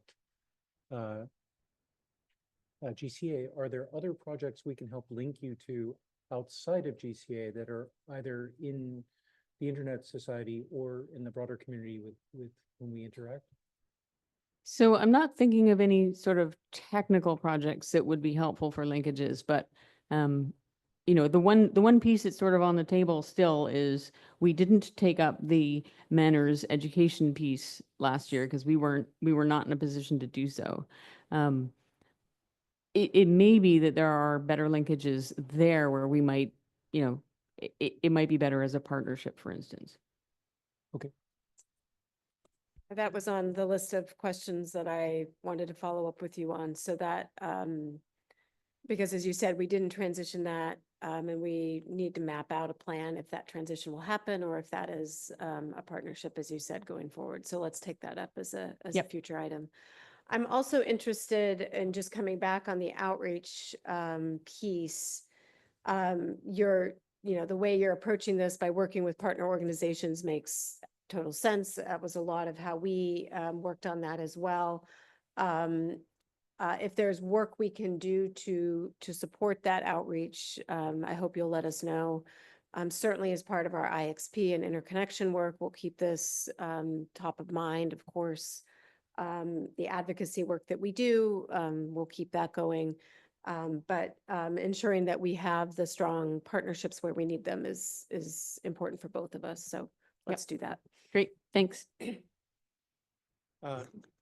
Thank you again for coming today and for, oh, sorry, Catherine. I'm very happy to see the the goals here, and especially the collaboration and data-driven collective action. Having had some insight to the work of Manners, sporadically participating, and also getting overviews from Andre, both when he was at ISOC and after the transition, there is some just extremely rich data that I think people are not aware that that you have, and that there's been amazing analysis on it, down to understanding what happens within industry sectors, within regions of the world. And even at breakfast this morning, somebody was suggesting that the ITU take on something. And to me, I thought, well, no, Manners has this data and could absolutely take on initiatives like to understand healthcare access tied to internet access in specific regions. You know, since you do have industry sector breakouts and region breakouts, and the rich participation of so many service providers. So I think there's a big opportunity to figure out ways to publish and get this, get the data out there and create a center of knowledge and people understanding more that this expertise exists. Right. So, I think what you just said, the importance of getting the data out there sort of sums up the mountain challenge that GCA has at the minute. Because the honey farm, the numbers, the aid project is actually, has 5 years worth of data in a honey farm that shows what has been attacking open ports and IPv4. So, you know, we know a lot of the unwanted traffic in the internet for the last 5 years. We've learned that people aren't fascinated to look at the top 10 malware hashes that are floating around the internet. Who knew? Okay, that's irony. We are working on putting together an actual network security observatory to where we're aiming to frame, here is sort of a health index for the vulnerabilities in the internet, so that we can sort of advertise the presence of this data. It doesn't answer the questions directly because it needs to be much more generally consumable. But our hope and expectation is that that will be a lot more consumable and will draw people to come talk to us. In the aid project, we worked specifically with research organizations like the Max Planck Institute to say, here's our data. You know, go have a look and publish papers based on what you see in it, because you're much more skilled at researching in this than we are. So understanding, you know, Global Cybersecurity Alliance, that you are cybersecurity focused, there is the tendency to just go towards that angle, but I think you could go broader because of the data sets you have, and also consider things that might be of interest to tie into ISOC and to human outreach, and that because I think you have that data, right? Because you understand which regions of the world are connected and how much. There might be other angles that you could get more attention on the publications just by viewing the data differently. Yep. And so I'd like to you know, plant that seed, because someone brought up this morning healthcare specific and access to healthcare data, but understanding who has connectivity, Right, might be Interesting. part of that, right? So just to challenge you to think about using the data in some other ways, and then you might get the interest, whereas the, you know, the number of hashes really aren't that interesting. Most people don't even know what a malware hash means anyway, so. yep. Sure. Yep. Sally? Sagarika, are you in the queue? Oh, okay. That might be a place where we can speak about ways in which to link from Pulse into what GCA data or what GCA is collecting, and there may be ways to drive visibility through Pulse. So again, that's another thing we could Yep. talk about. Great, thanks.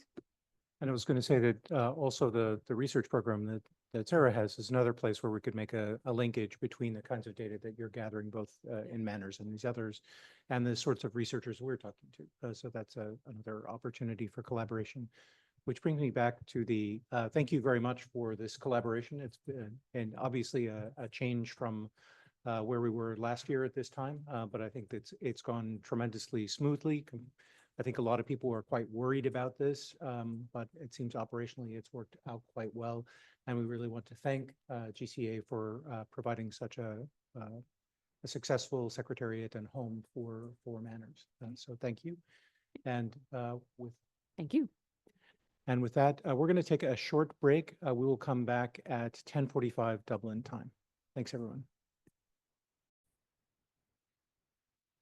Welcome back, everyone. The next item on our agenda is the 5-year roadmap for the foundation.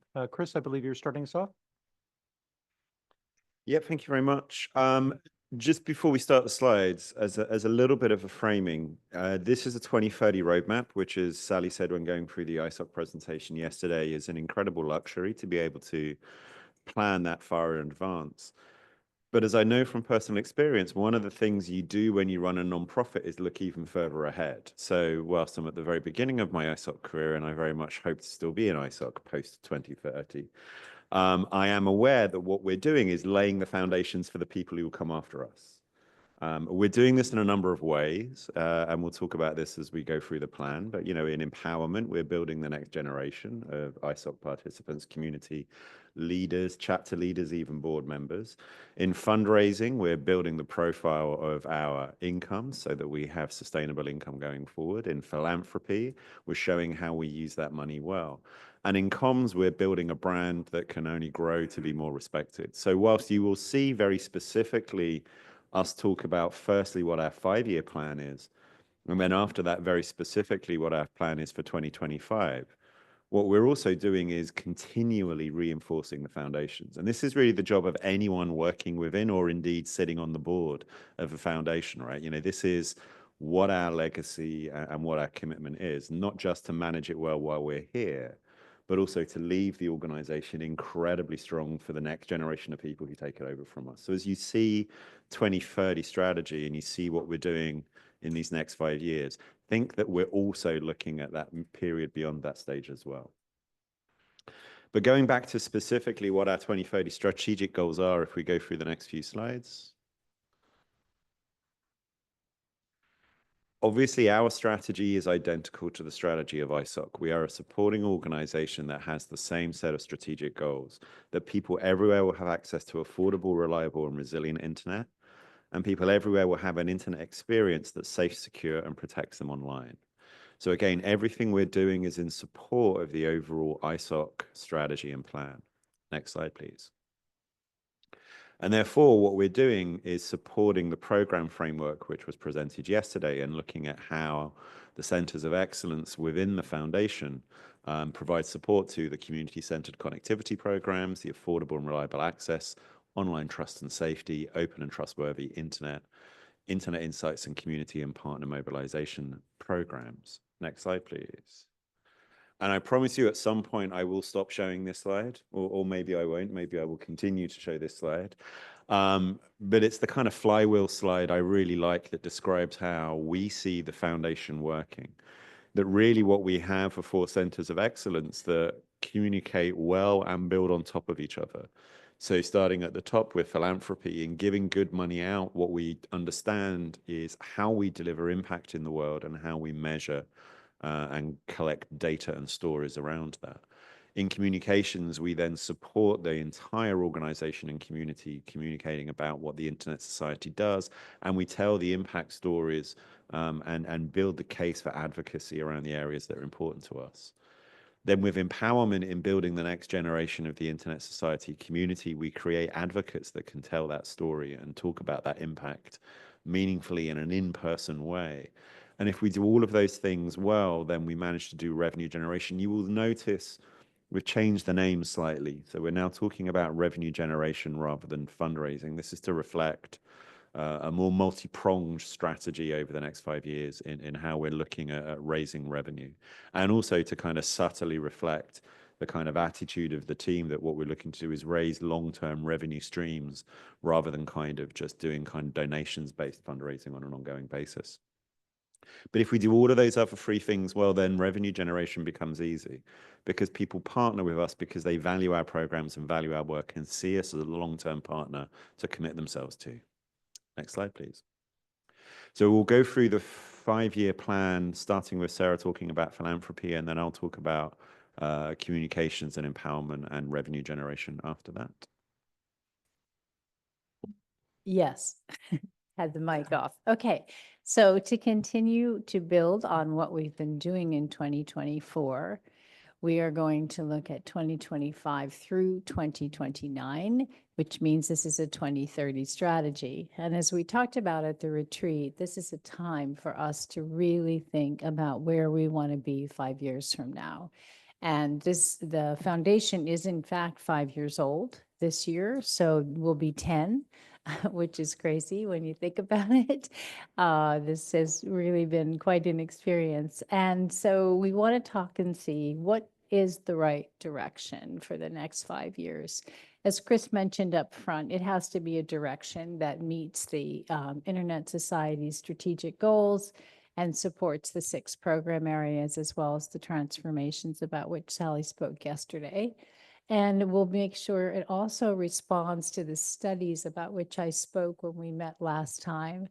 The Internet Society Foundation philanthropy team did 5 studies in 2024. Those will be things that we've learned from that we're going to be building, and we'll hear a little bit more about what we're doing specifically in 2025 a bit later. Once again, in the presentation, I will talk about the programs, the MEL team, the operations team, and the communications team. Next slide, please. We have decided for the philanthropy section of the 2030 roadmap that we want to have vision statements for each of the areas. So for programs, you can see here the vision is to commit at least $50 million. So we have a measurable target USD to contribute towards that 2.6 billion, the people that are unconnected. And we look at the fact that we want not only to get them connected, but it should be a safe, affordable, reliable internet in order to improve their lives and livelihoods. So it goes beyond just making sure people are connected. As we spoke about briefly yesterday, it's to be ensured that when they are connected, that they're using the internet in a way that's going to improve their lives. So we are all about that. So that's the vision statement for programs, and we'll be going into detail on the things that we want to do specifically, looking at, like we've spoken about, more renewals, that kind of thing.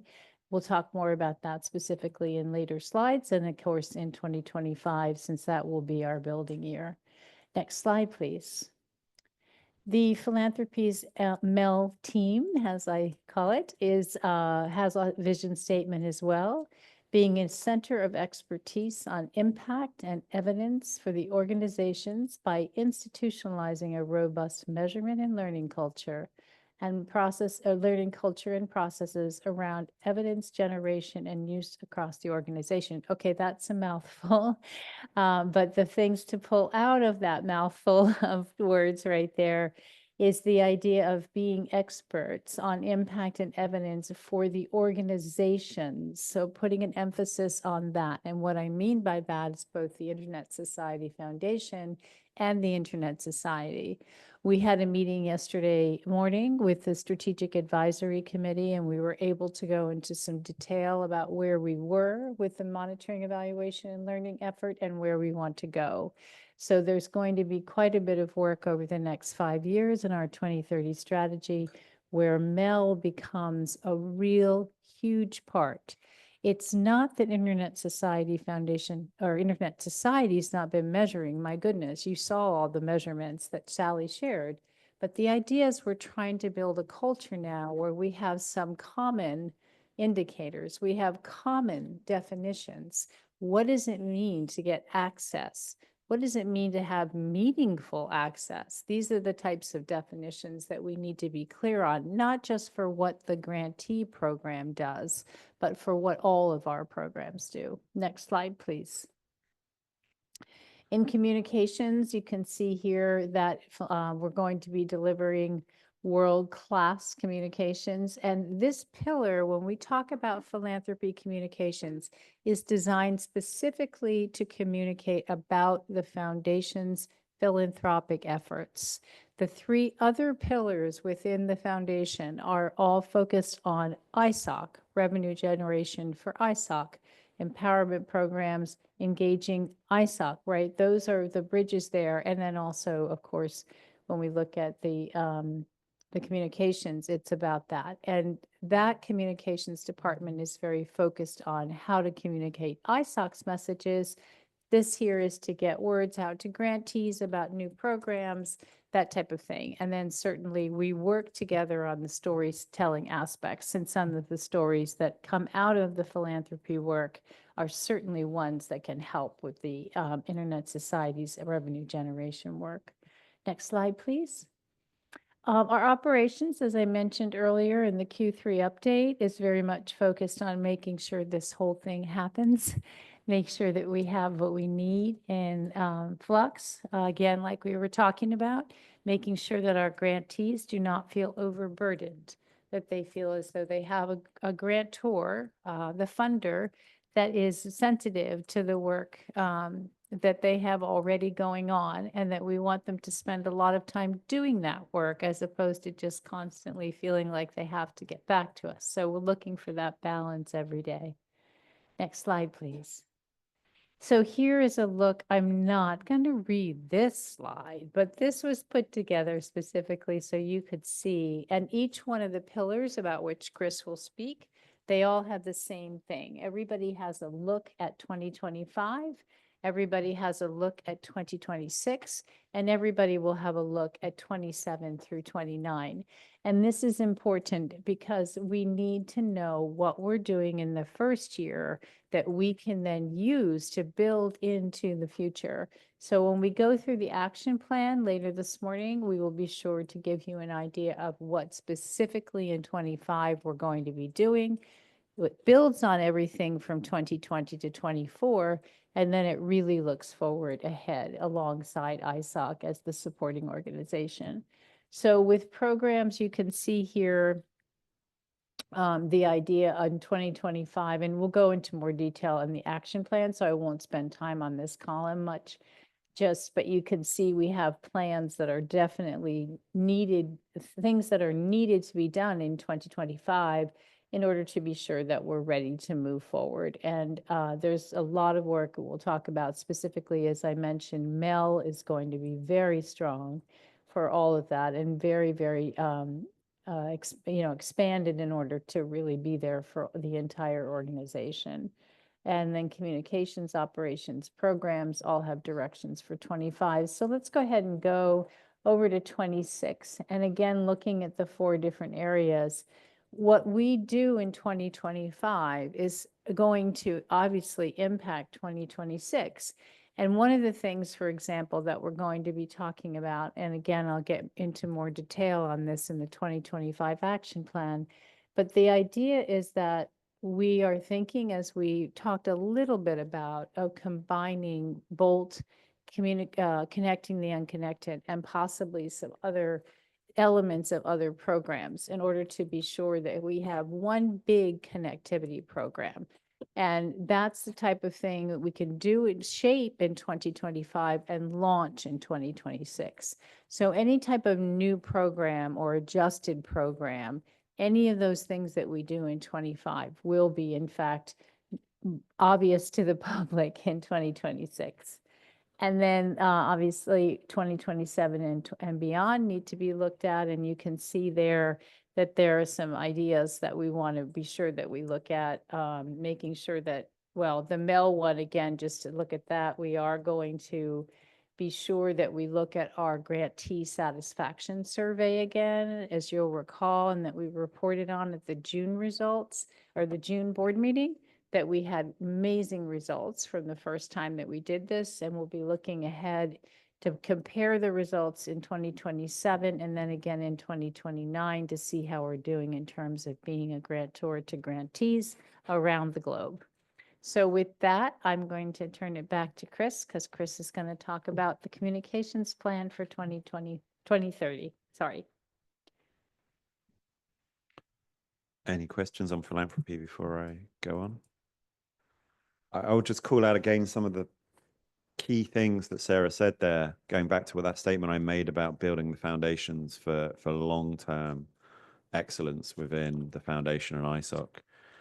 Building that grant management team, that ops team, understanding how we give money out well is important, not just for us as an organization, so that we're doing it in a legal and fair way, but also as our fundraising strategy hopefully will include more donors, being able to show that we are good stewards of money and show that we build strong relationships with our grantees is fundamental. Now, this is already a core strength. This is something we already do well. But being able to do that across more of ISOC, not just the foundation's work, over the next 5 years will be huge. And as Sarah said, Mel, you know, fundamentally knowing the data, knowing where the impact is and being able to talk about that is the absolute kernel of the whole of the ISOC strategy for the next 5 years.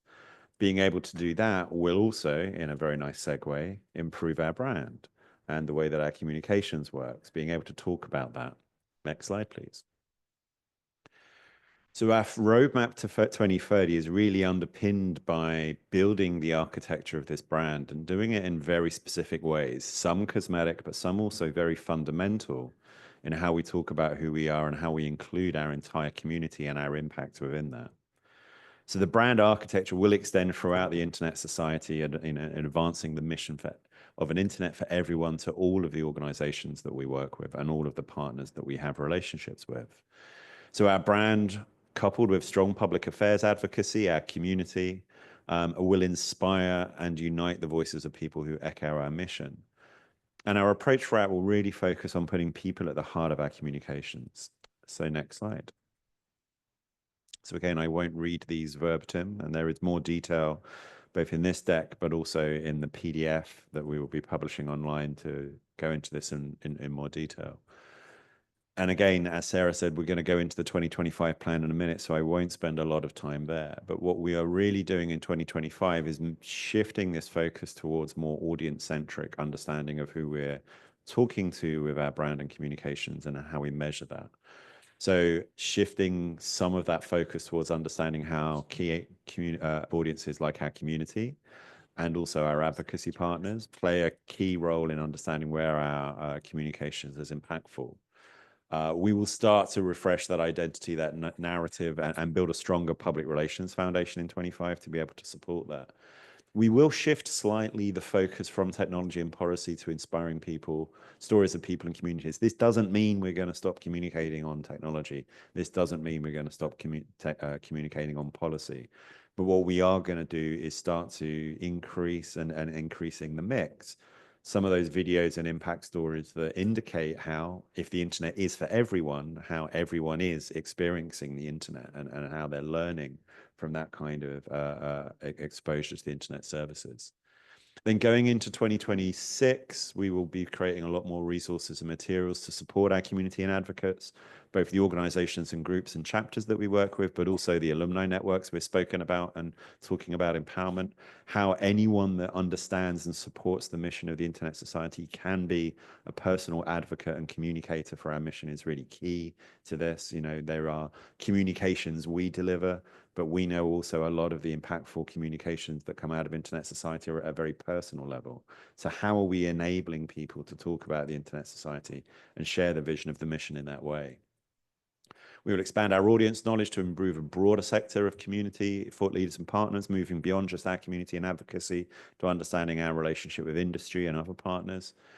And this is a little bit more inside baseball, but move from hunters of people-centric stories to gatherers. As was indicated yesterday in Sally's presentation, at the moment, pulling impact data and impact stories across Internet Society is hard because we have data and stories all in disparate systems. As we, as a whole organization, start to do this better, it will be much easier for us to gather those stories and tell them quickly and more timely and in more impactful and targeted ways. So at the moment, getting a story together, doing something like the Truest video that everyone loved is quite a work-intensive process. So understanding how by 2026, we're in a much better position to identify what those stories are and tell them is a key part of the comm strategy.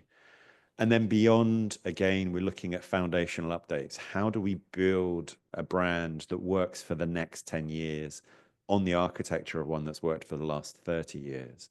And how are we setting up the way our comms and our brand works to support the organization and its activities way beyond 2030? How will we do that for our brand identity and advocacy work? And how will our people first communications that we put out there really energize the community, impact on legislators, and really look to show how we are experts to talk to in these areas? Next slide, please. So going on to empowerment, before I do, any questions on the 2030 comm strategy or comments from anybody? Okay, go on to empowerment.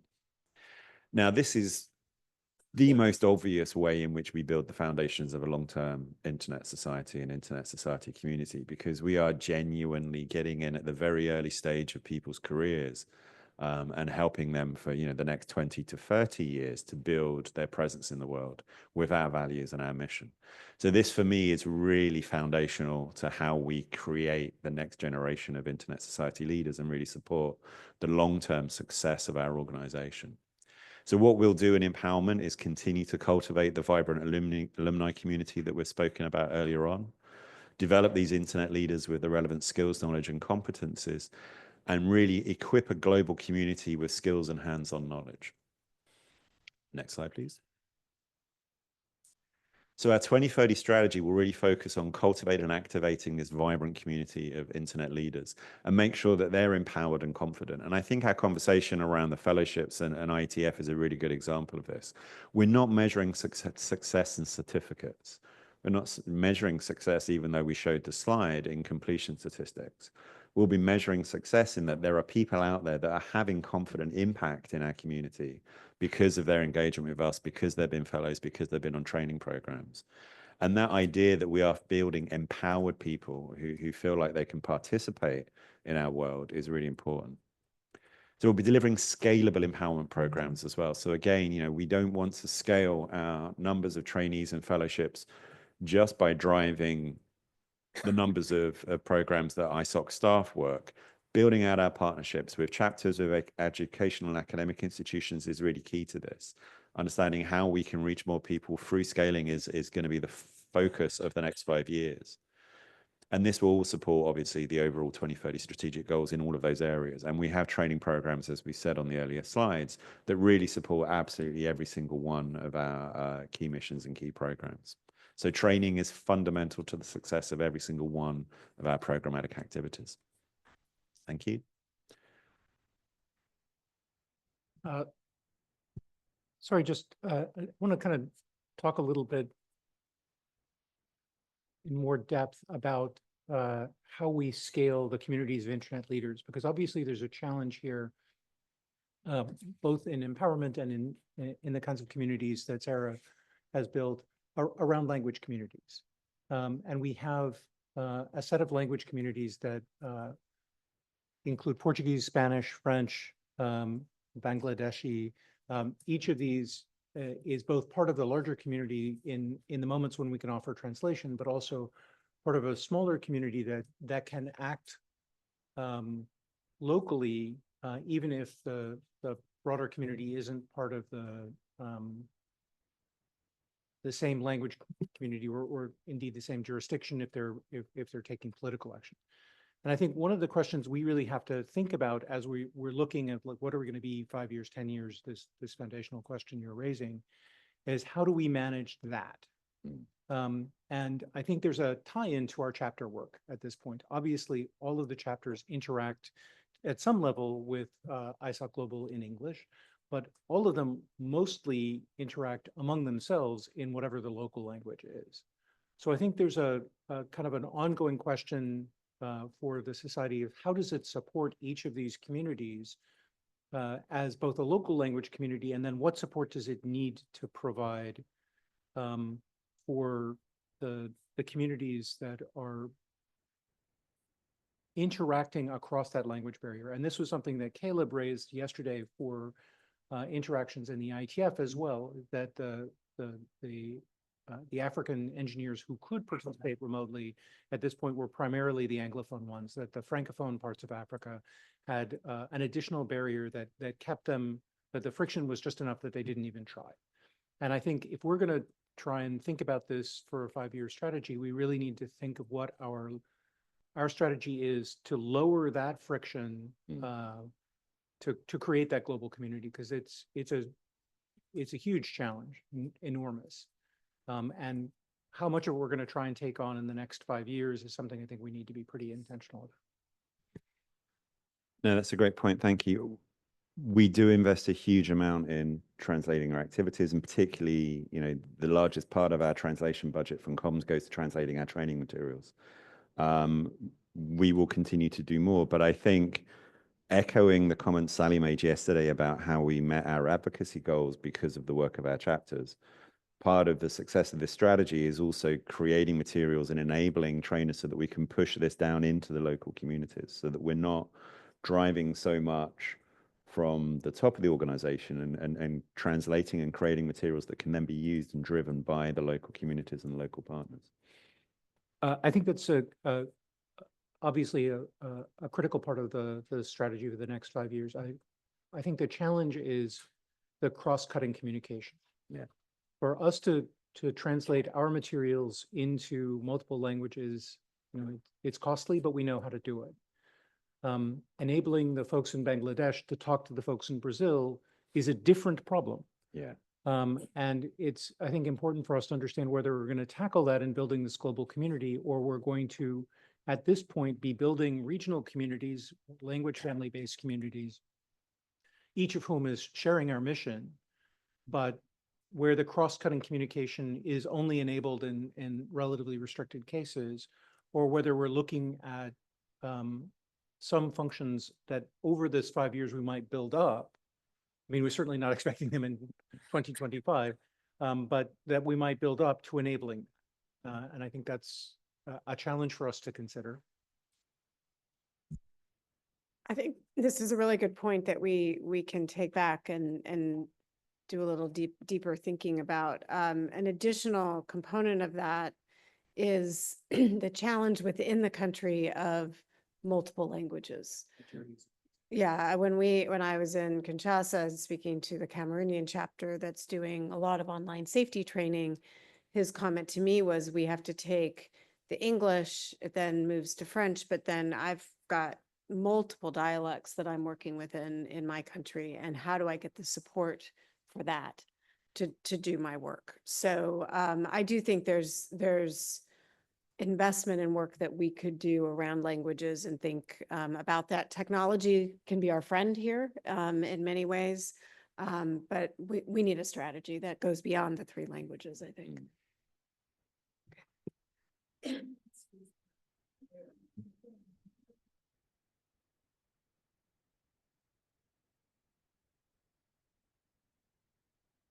Thanks, Chris and Sarah. I wanted to pull us back a little bit to the fundraising versus revenue generation. And in my grant maker eye, I'm thinking profit versus people sometimes when you look at that language. So perhaps just to say, maybe you think about it. I like the idea of revenue generation, but in terms of the target audience for the revenue or the fundraising, how does that sit? That's one point I wanted to make. The second is in terms of how the relationship between ISOC and the ISOC Foundation and the kind of messaging that we put out. In my not so formal role of helping with fundraising, when I speak to funders, I get the sense that on the one hand, ISOC appears to be on the side of the big data, big tech people. And on the other hand, ISOC Foundation is on the side of people, accessible internet, empowerment, and all the wonderful things that you mentioned in the strategy that you're developing. So I'm wondering, how do we bring these two narratives or these two assumptions of how people see both the foundation and ISOC itself as you launch, finalize the 2030 strategy to really show where ISOC stands? Because even for me, that appears a little bit confusing. Is ISOC really on the side of the Metas, the Facebook, whatever they're called, the Googles, and the big tech? Or, are we pushing for a free, fair, accessible internet that everyone, everywhere in the world has access to? So the strategy needs to bring this messaging home in a way that, grant makers and funders specifically can understand and see where we stand. I don't know if I rambled or that's No, that's excellent points. And again, I would reflect that's why we're taking this very people-centric approach to the way we're building our comm strategy. And as I said, if the internet is for everyone, then we have to talk about how everyone experiences the internet and how people get that sense of what's there. And those powerful stories are the ones that really underpin that mission and underpin that vision, right? We do have technical communications we need to do to talk about the role that technology plays. We do have policy positions that we need to communicate.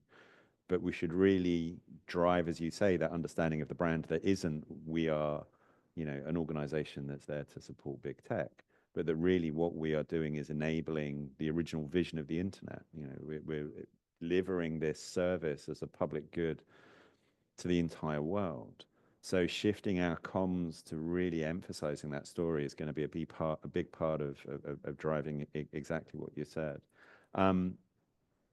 On the RevJev versus fundraising, it's a little bit more of a kind of an internal thing. That's not necessarily a massively external facing rebrand. It's more a decision by Stephanie, the new VP, which I fully endorse, that she wants to change the culture of the team and the strategy of the team to focus on long-term revenue generation rather than kind of short-term fundraising. So I point noted on that, but we're not really going to see, outside of these kind of presentations in the public forum, us talking about that externally and publicly. It's really more of an internal thing. And going back again to the language thing, I think we could have a short-term win in 2025. I have a project I'm working on called Clone Joyce, because I was in Bogota recently at a DDCN graduation ceremony with Joyce. Joyce is the head of empowerment for anyone who doesn't know, the VP for that sector.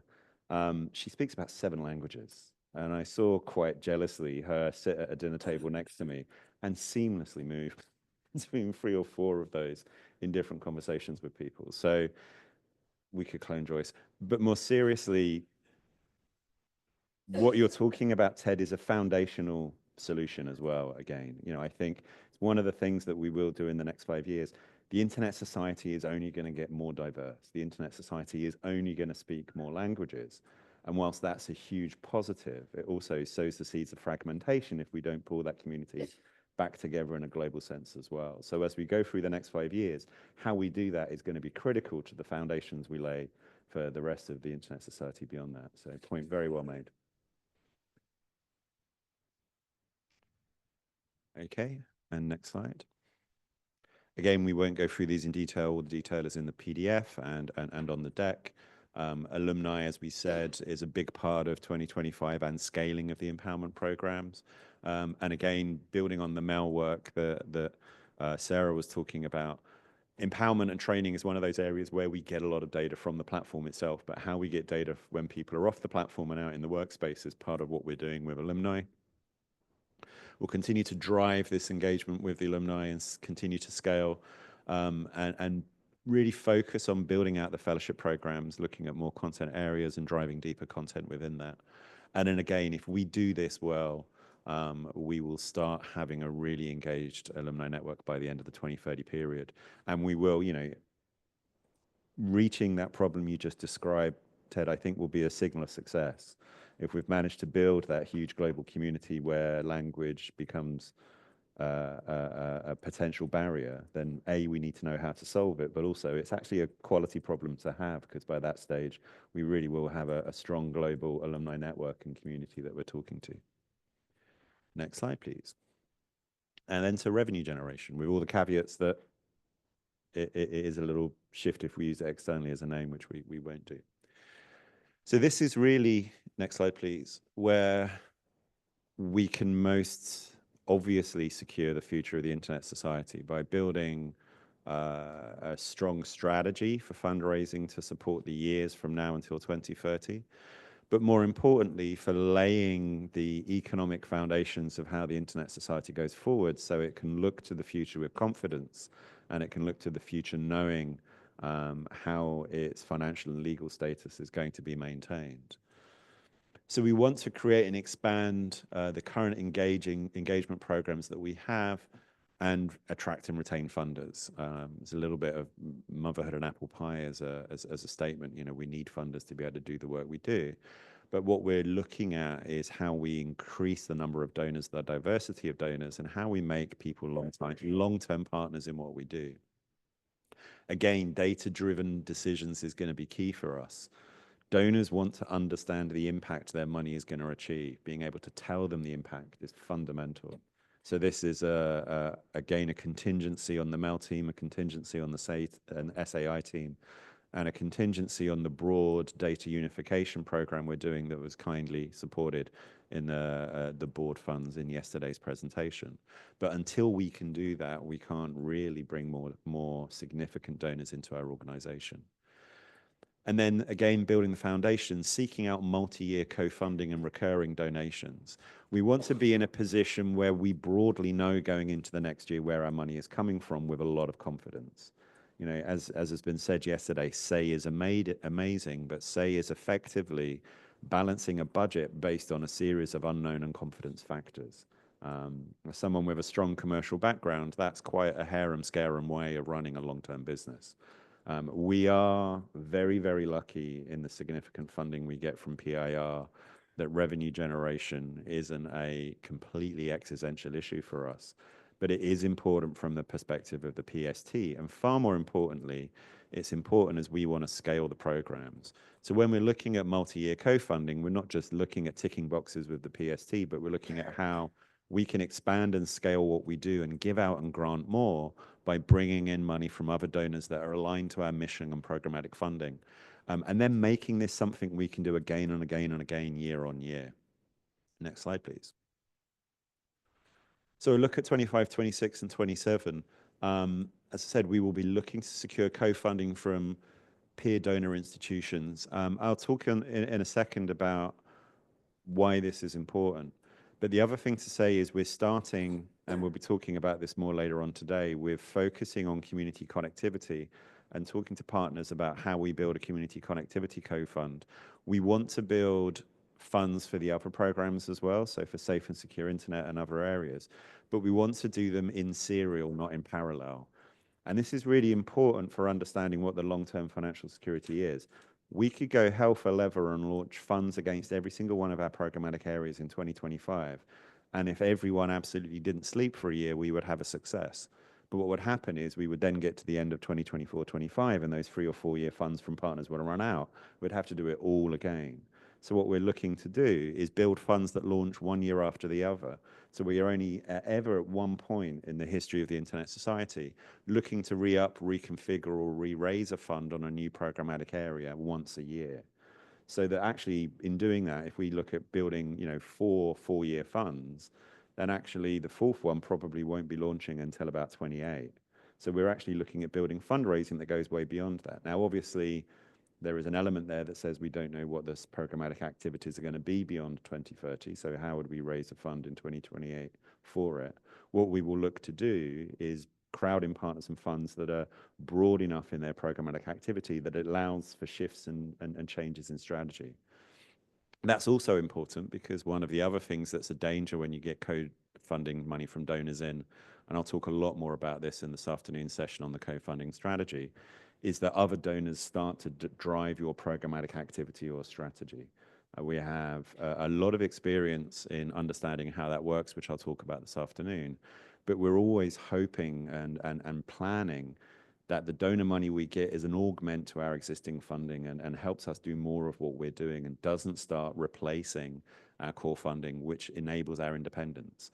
We are able to be in the very, very lucky situation as a nonprofit of being able to control the strategy and mission that we do because of the amazing funding we get every year from PIR. If we dilute that too much, the danger is that you start being an organization driven by the strategies of other donors and not your core mission. So we will always look to manage the percentage and the type of money we get in a way that doesn't lose control over the strategy and the mission of what we're doing. So our aim will be to do these new fundraising strategies in a way that really drives where our revenue is coming from and diversifies the base, but doesn't put us in a situation where we're in hock to somebody else's strategy or mission. And as I say, far more importantly, creates a vision with donors, both large and small, that the organization is a great partner for long-term engagement and long-term goals, and that what we're doing is fundraising for beyond 2030 and not just to reach 2030. As I say, we have a whole session on this later on this afternoon, which I'll go into in a lot more detail, but happy to take any particular comments or questions now.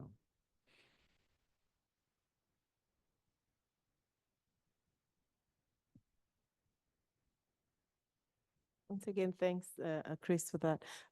Something I've raised before, and I would like to raise it. I don't know whether the afternoon session or the much broader PDF document speaks to institutional funding, because you talked about multi-year funding, which is great, but those are sort of projectized. Is there somewhere in the strategy that also looks like institutional funding that supports ISOC or ISOC Foundation as ISOC and as ISOC Foundation based on the work that you do and the value that you bring to the ecosystem of, tech, internet access and all, as well as colors of money like unrestricted funding, that many foundations, whether private foundations or even tech companies, now give out. So that might be also something you can look at for beyond 2028 or 2030, when you don't specifically have a project at hand or in mind, but you have funding that supports the natural thematic focus of ISOC and ISOC Foundation. No, absolutely. So two things there. The aim will always be to prefer donors who give us unrestricted funding and support that. And that's why, again, we have two aspects to the way that we're building out the fundraising team and the fundraising strategy. One is really focused on those unrestricted donations from organizations, from individual donors, etc. That, led by Sally Harvey and Isidore Therin, will continue to be focused on bringing in those recurring donations, which are just direct donations because people support our missions and not specifically tied to programmatic activity or anything like that. And that will continue to be a really strong focus for us. I'm talking about the co-funding strategy a little bit because it's new, but that's not because it's necessarily the totality of what we're doing. Programmatic funding, we will bring in against our programmatic areas where we are working with and going out to seek foundations that share that specific project goal. So again, community-centered connectivity is a fantastic one to raise against, because we know, as you do, Funke, that's a real focus for a lot of other foundations. So we're reaching out to foundations we know who are interested in this area and have it as a strategic goal for their own philanthropy, and saying, actually, rather than trying to stand up a whole new program yourself, why don't you put some money into our program and we'll deliver and show you the impact and be able to kind of manage those grants for you and deliver in that way. So where we are going to seek co-funding, we're doing it within the very specific limits around what our programmatic activity is and how we drive that. The unrestricted donations will continue to be, at least 50% of our strategy, if not more, in terms of how we're trying to bring money in. Thank you very much. I'm just going to suggest that we hold a further conversation on this particular point because we have an extensive discussion of it later in it, and we are running a little bit behind. So if I could ask you to move to the roadmap. Okay, so next slide. Now we move on to the 25 action plan.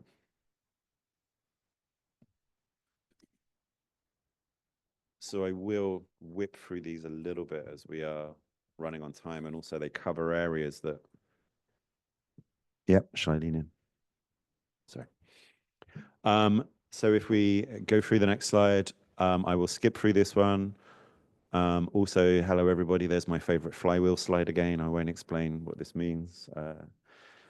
We will continue to kind of use it. Our vision is that the internet is for everybody. Next slide. And our mission in the foundation that we champion ideas and enable communities to unlock the internet's potential to tackle the world's evolving challenges. And if we go on to the next slide, again, Sarah will talk through philanthropy and I'll talk through the other examples, but we'll talk in a little bit more detail about what we're going to do in 25. Yes, thanks, Chris. Thanks, everybody. Great to be back on mic here. We have a lot of discussion today. So what we're talking about here is 2025's action plan. And each year that we do an action plan, we want to be sure we have our objectives. And then at the end of this piece of the presentation, you'll see what it is that we're going to be using as ways to measure success.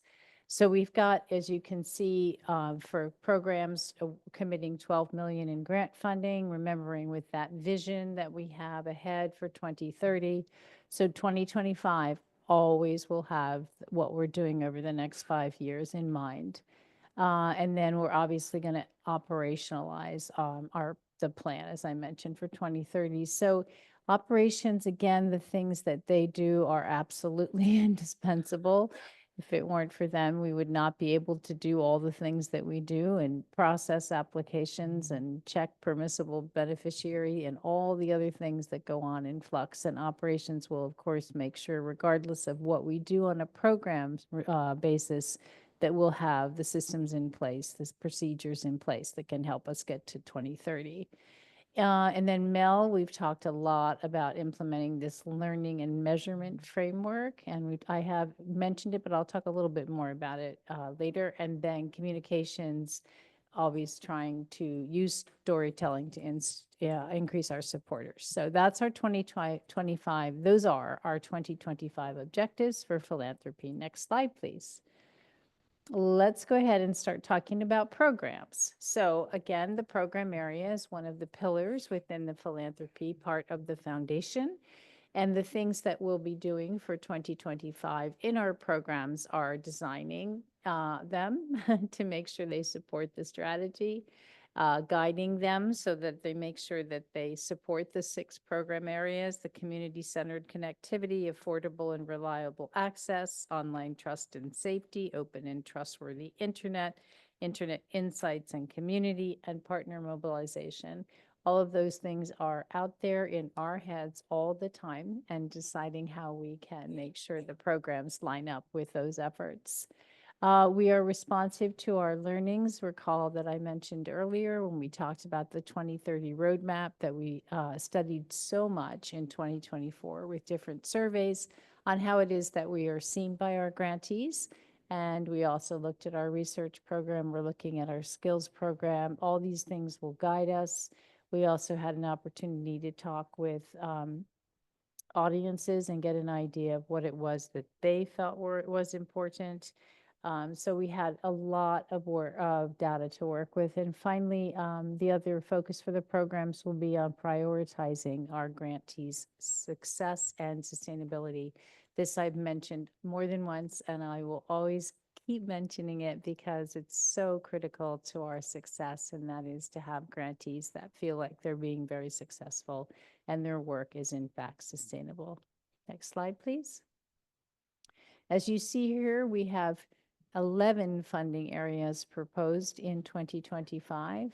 We have decided to combine Beyond the Net small and large, so that is going to be a different program than what we had in 2024, and not different in a lot of ways, but we'll talk a little bit about what's happening with the availability of funds for chapters.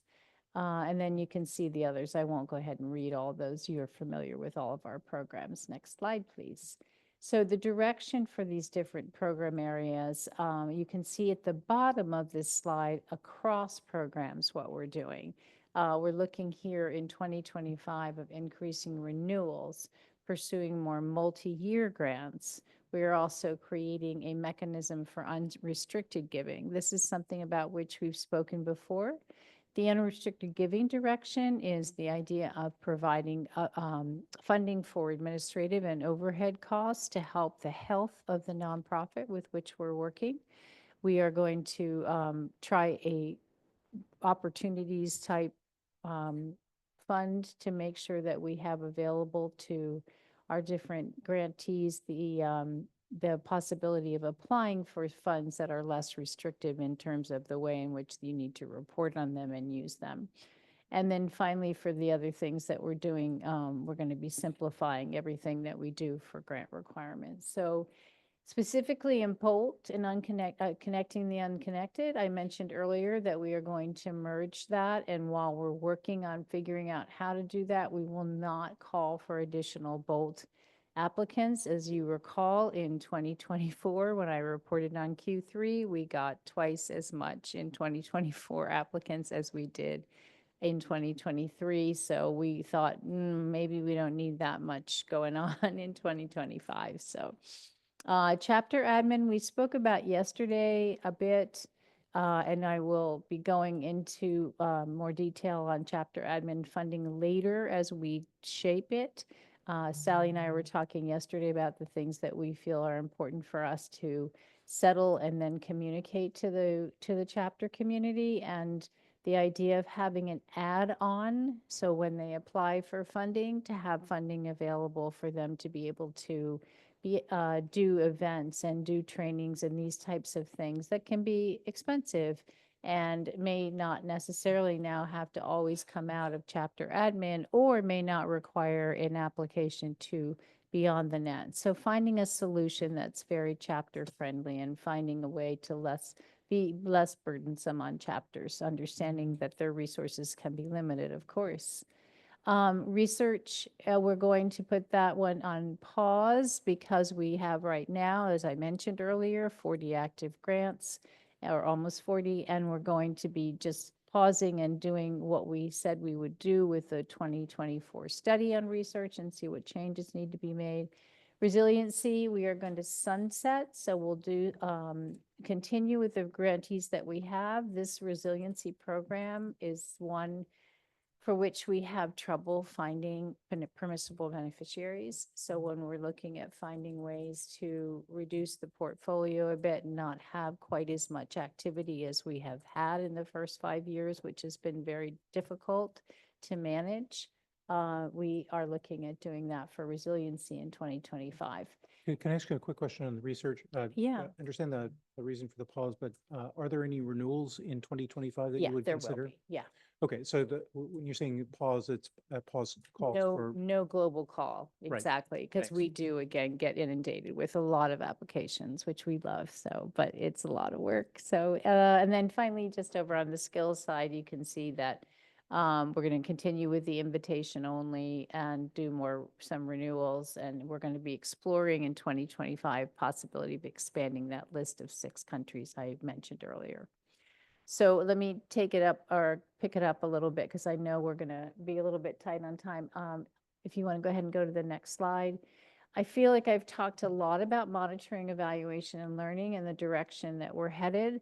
I do want to just mention that when we talk about a really nice, good framework, a learning and measurement framework, that is something that's critical to having. And what is that? That is what I was mentioning earlier. It's the idea of having a common understanding of what it is that the two organizations are trying to do, and making sure that we are helping each other get there. So it's not just trying to look at what we're doing on our individual programs, as we've been doing over the past 5 years, and presenting impact briefs, of which, of course, we'll present again next year at the March board meeting.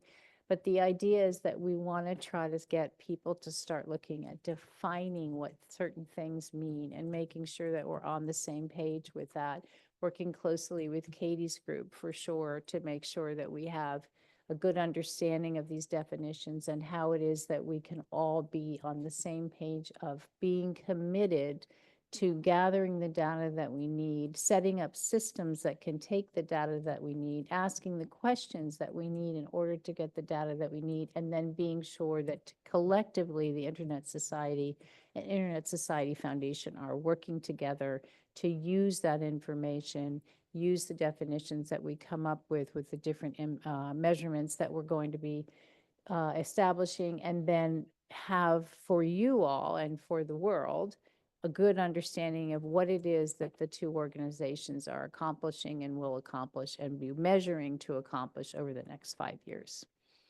So communications, quickly, we're going to engage our brand. We've talked about storytelling, and you can see here, we're looking at human-centric storytelling, so communications will continue. And then we have, next slide, please. I'm sorry, that was communications. That was the slide right there. My fault. I didn't say next slide.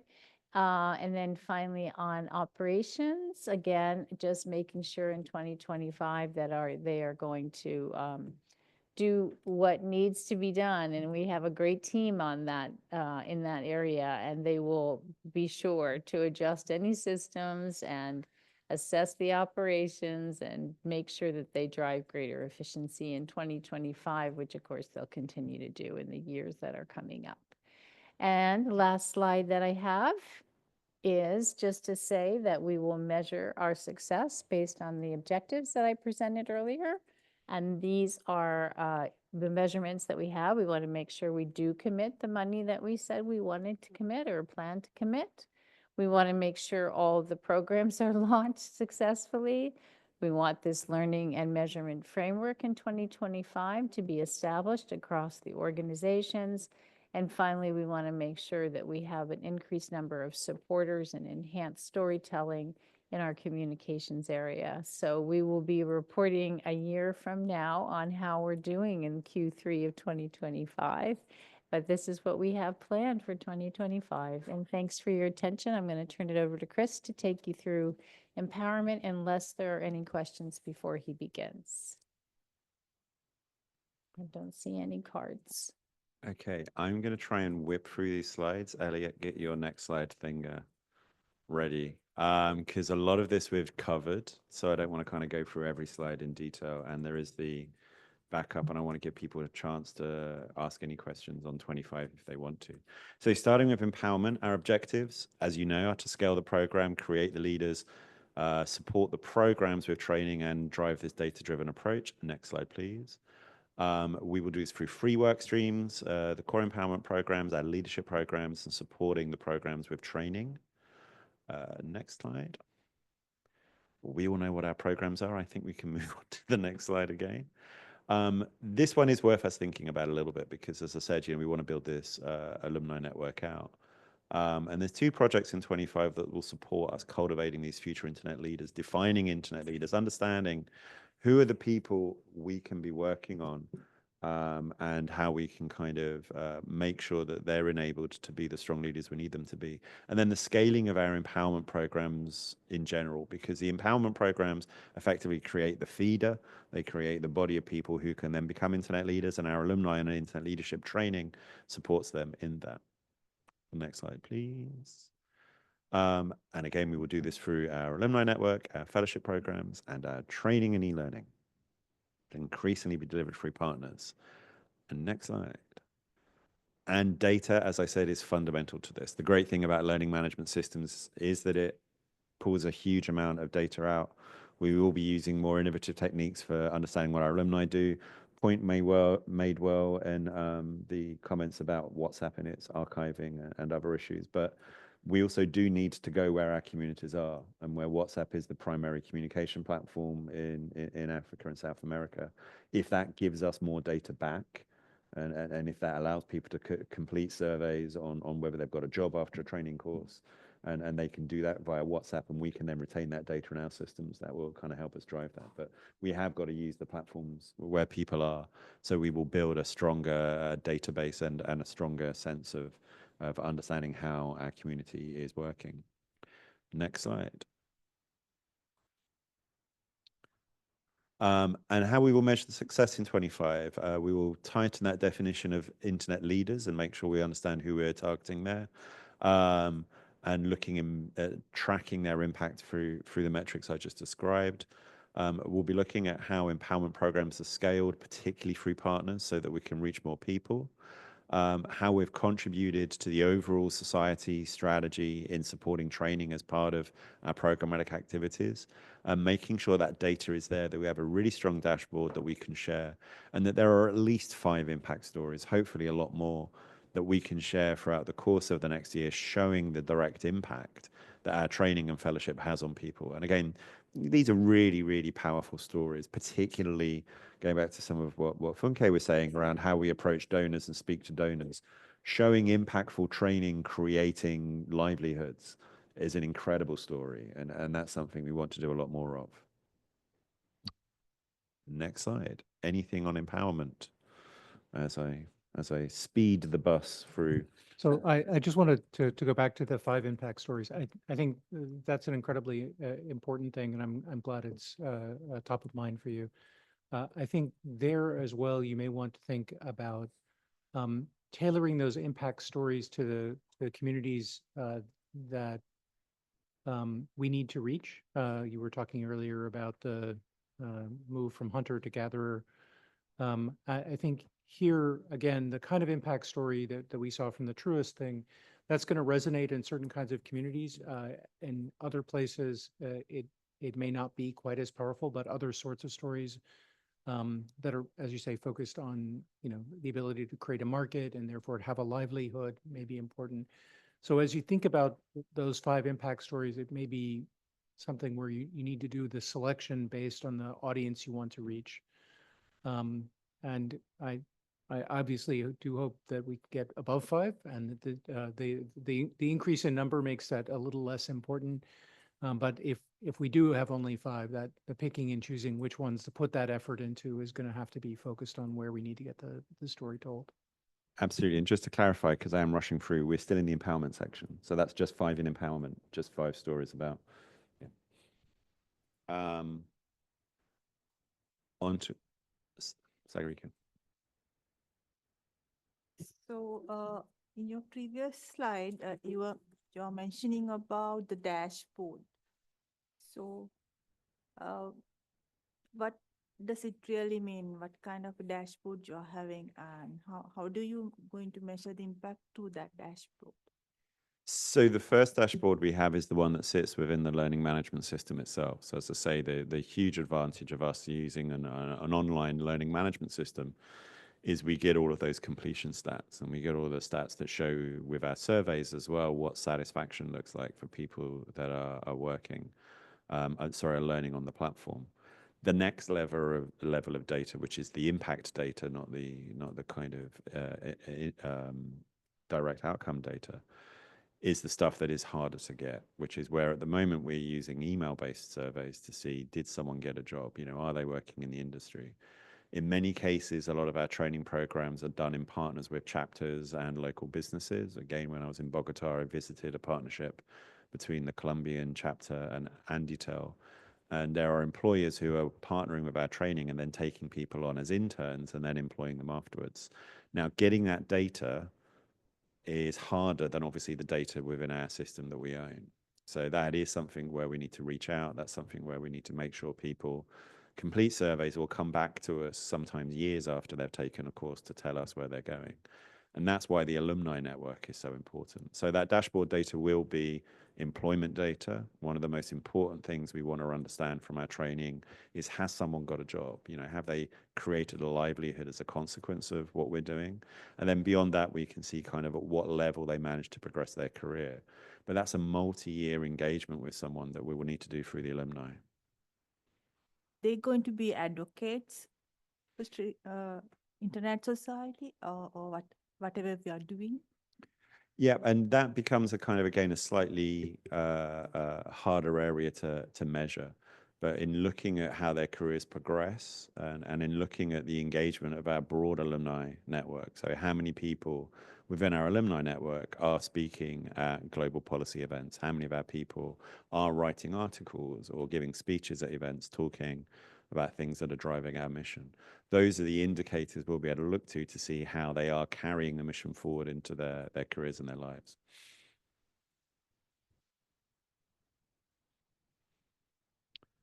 So going into communication, sorry, Bunker. So you were mentioning something about using the dashboard to measure how if they've gotten a job or something.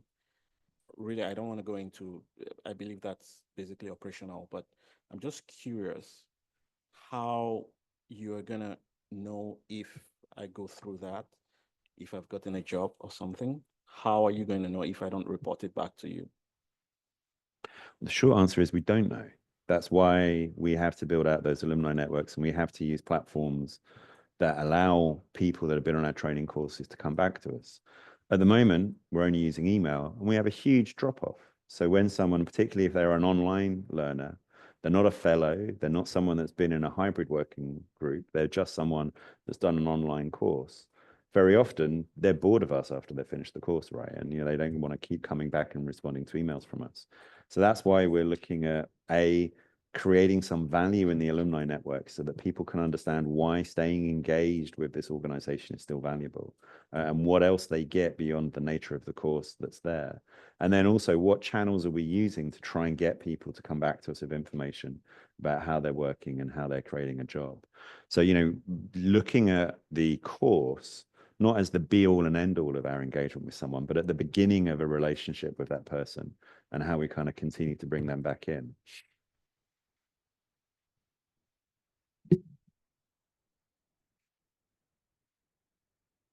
So going into communications, in 25, we will define and operationalize what our measure for a global brand is in the terms of the 2030 strategy. We'll start looking at how we refresh, how we talk about the brand and our identity, and our public relations, particularly with an aspect of policy. We will continue to position ourselves with policymakers as the go-to space organization for internet technology experts in terms of their input into policy. And as I said, we will be very people-centric, and we will really hopefully do way more than a few stories of the impact that the internet and the Internet Society's work is having on people, and continuing to make that a focus of how we talk about impact overall. We will share a lot of data on the impact across all of Internet Society that we're having in the world, but we know that this really crystallizes for people when it's it's manifested in the story of an individual. So that people-centric approach will continue to be a driver. Next slide, please. And our approach is to lay people at the heart and lay a strong foundation. We can go to the next slide. And our plan to do this, so highlight the measurable impact as we get the data in, make sure we're communicating that out there and that it's available for people to use, not just us in our communication activities. Develop and showcase those inspiring stories. Show how Internet Society's expertise lies in our people and our community, and how we can read and react to what's going on in the world and continue to drive our mission and vision going forward. And celebrate our advocates and the next generation of champions, whether they're coming from our alumni, our chapters, or our community, or our organizations. Our ability to point to the success of our whole community in driving what the Internet Society does is fundamental. As we've consistently said this weekend, the growth over the next 5 years will come from everyone, and we need to be able to make sure we're celebrating that success in the way we drive our comms. So what to expect? An audience approach, inspirational stories that highlight grassroots impact and highlight how, as an organization, we are very unique in our ability to call on and empower a very broad grassroots movement for our mission. And next slide. And so we will do this by evolving our brand to be more human-centric, and really look at focusing, particularly with Sally coming in as the new CEO, media relations and public affairs work, so that we really build a very strong advocacy campaign throughout 2025. We're just made a hire who starts in a week's time, who will be very instrumental in helping us build this audience approach with a strong background in both community communications and advocacy communications. And as we build those strategies, you'll see a lot on 2025 and are starting to talk to those audiences in very, very specific ways. Next slide, what to expect. Enhanced branding, increased public affairs advocacy, and enhanced user experience. We will continue to fix the website and make it better as much as we can. We will also look later in the years at a potential new website build between now and 2030, but for next year, for 25, is making the site more navigable and key information easier to find so we're more transparent. Next slide. And we will recognize this by understanding what our baseline for brand recall is in 2025, so we can measure our success against it by 2030, and shifting some of our movement towards better social media and other engagement metrics that will allow us to understand how we're reaching our audiences. Building a strong footing to achieve that transformation by redefining how we talk about our brand, positioning our expertise, and again, inspiring stories. Any questions on communications before I move on to revenue generation?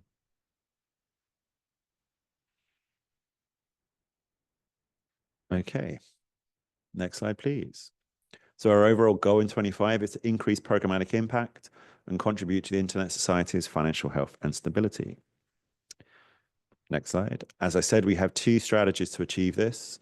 The core fundraising strategy, going for individual, organizational, and other forms of direct donations that are unrestricted funding, but then also looking at how we can bring other funders against our programmatic activity and co-fund against those. And this will be how we manage to scale our programmatic impact. Next slide, please. And using our new technical resources, we'll invest in building on the platforms, the data platforms, etc. We'll continue to build a scalable fundraising program focused on recurring donations. Again, laying the groundwork for multiple years of financial security for the foundation, not just up to an ISOC, not just up to 2030. So in 25, we'll conduct the groundwork and consultation on scaling the individual donation approach. Again, this is a real focus, looking at both how do we reach those that are already donating, how do we build that database that understands who could become a recurring donor, but also how we find new ways of driving individual donations, like payroll giving in the internet industry, etc. Ted. That was actually when I was going to ask a little bit about the launch employee giving, I assume is the payroll giving. Are you specifically targeting matching programs from employers, or can you say a little bit more about what your thinking is and what you'll try and get done? Yeah, we already, with our donations, use the Double Down platform that allows people in certain markets to get matching funding against theirs. And we're aware that a lot of companies have employee matching gifting programs, where if someone gives a regular donation to a charitable organization, the employer will match that. So what we're looking at is a few platforms that allow us to segue very easily with existing employee giving programs in payroll, etc., to allow people to make monthly donations to the Internet Society, which is then matched by their organization. Also, it allows us to exploit a lot of the gift aiding legislation around tax in many countries across Europe and in North America in particular, that would make the donation almost kind of net negative for the individual. You know, there are ways in which you can maximize the money you give that has an impact on your tax. So certainly in the UK, we have the gift aid program, which can increase an individual donation by 25%, courtesy of the taxman, for charitable donations. So where we're looking at those markets, we want to introduce that. And also very much as one of the board members reminded me just before we started today, in 25, we will also introduce mobile money donations as well, so that we make sure we are able to get support from the 1 billion people who now use mobile money as one of their primary ways of payment, so that we're not just centric on that. Just a quick question for connecting into employee giving. I know from my own experience at Dell, for instance, specific charities were in a drop-down box. To get into those, is it a per company or getting into the application that those companies use where you get into the drop-down boxes? Again, it depends a little bit platform by platform. In some cases, there are platforms who can drop you into a wide variety of companies. In some cases, you work with the company to be on that list based on what that company's preferences are. So it's a little bit of a mix of both. Therefore, obviously, we will be looking at both. But I think also I really want us to initially focus on the kind of companies we and other members of the Internet Society community work for. You know, I see this as kind of, you know, the internet has given you a career, maybe give something back as a pitch, you know, but I think appealing to people who genuinely owe the internet their career and driving the mission there means we're appealing to people who share our mission and understand that mission well. So we will be targeting a lot of those companies quite directly. So I don't want to discourage you, but I will say that historically, when we've targeted people who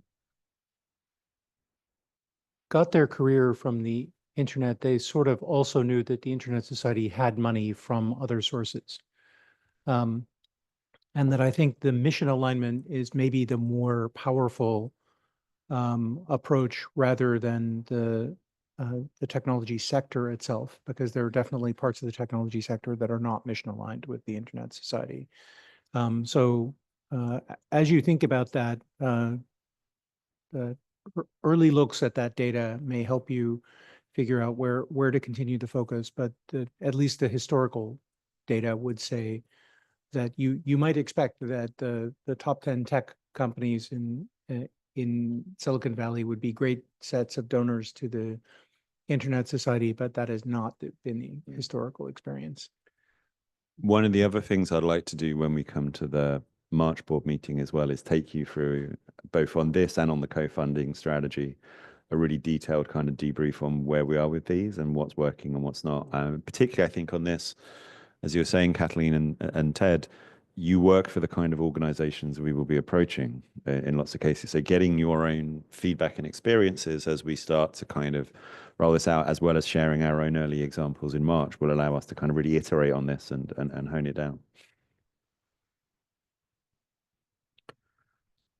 Okay, next slide, please. Co-funding, I will be talking about a lot more later on, and I have spoken about already, but this is us approaching other foundations who share our philanthropic strategy and asking them to kind of come in with money to support our work in a way that allows us to give more grants out and allows us to give more support to the community out there. Next slide, please. So we will establish initially a fund around the connectivity fund and identify and engage synergistic, wonderful word, co-funding partners and building that there. So the last slide. Our measure of success. Obviously, there is a financial measure of success for this, but this has been covered already in the revenue targets in the ISOC budget. We will talk a little bit more later on today about where we are with some of our conversations with donors on the co-funding strategy in particular. But the kind of headline target for 2025 is we want to increase the diversity and number of donors by 20% to really kind of start building out the foundations for future success between 26 and 2030. But there is obviously a fiscal target, which is a significant increase on the 24 target already that allows us to feed into the ISOC budget overall. And almost exactly on time, we have recaptured. Questions for Chris?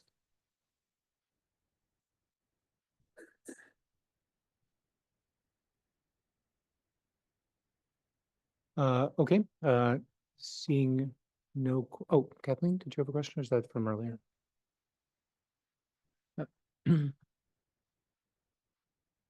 Okay, we will shortly take a break for lunch and then return in an executive session. It looks like our return to open session will occur at 15:50 UTC here in Dublin. Or so if you're rejoining us online for the open session, that's when it will resume.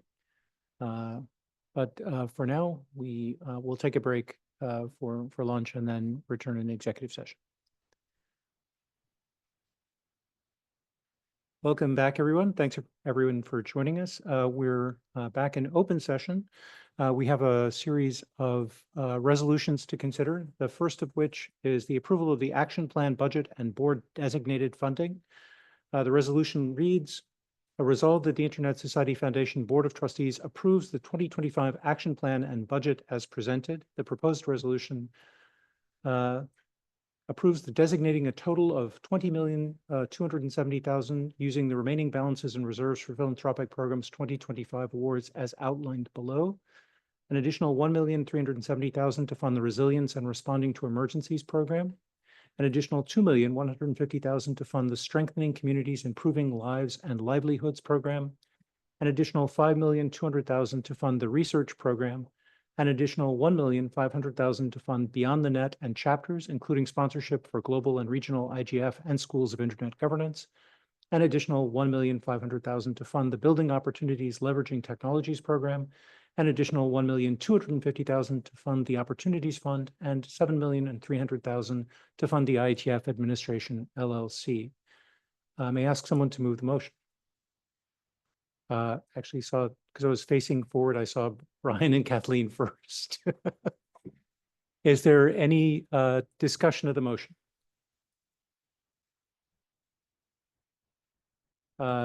Seeing none, may I ask all those in favor to signify by raising their hands either in person or on the tool?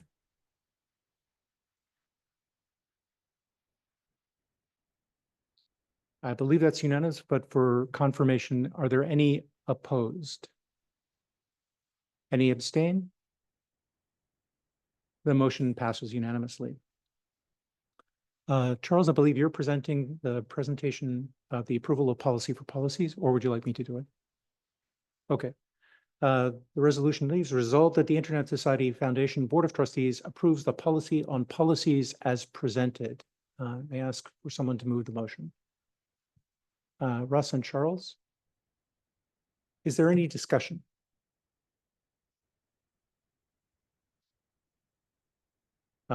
Seeing none, may I ask all those in favor to signify by raising their hands either in person or in the tool? Any opposed? Any abstain? The motion passes unanimously.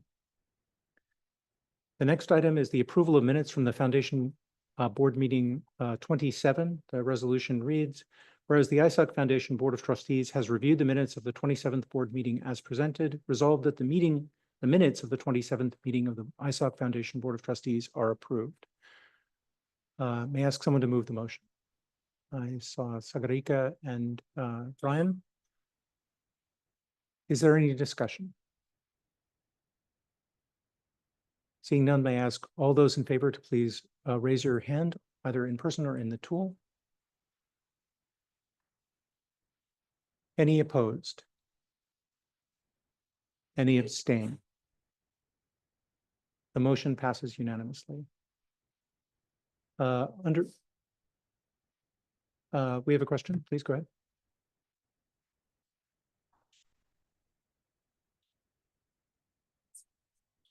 Yes. The next item of business is under any other business. It's approved funding for the Network Startup Research Center. The resolution reads, whereas the Network Startup Research Center is a nonprofit center operated at the University of Oregon that helps develop national and regional internet infrastructure for collaborative research, education, and international partnerships. Resolved, the Board of Trustees authorizes the foundation to sign a memorandum of understanding for a 3-year partnership with NSRC. The expectation of the foundation would provide $600,000 each year from the opportunities funds once satisfactory reporting has been submitted and approved by the president and CEO of the Internet Society and Internet Society Foundation. May I ask someone to move the motion? Barry and Caleb. Is there any discussion? Seeing none, may I ask all those in favor to please signify by raising their hand either in person or in the tool. Any opposed? Any abstain? The motion passes unanimously. Is there any other business for the good of the order? Caleb. Please use the mic. Retroactively, I just wanted to confirm if the 20% that we discussed for the chapter admin fund, the increase, 20% increase, if it was captured in the budget or it was a 17%. It was captured in the adjustment to the budget that was presented. Okay. Okay, that's what I just wanted to confirm. Yep. Thanks. Is there any other business for the good of the order? Seeing none, we are adjourned.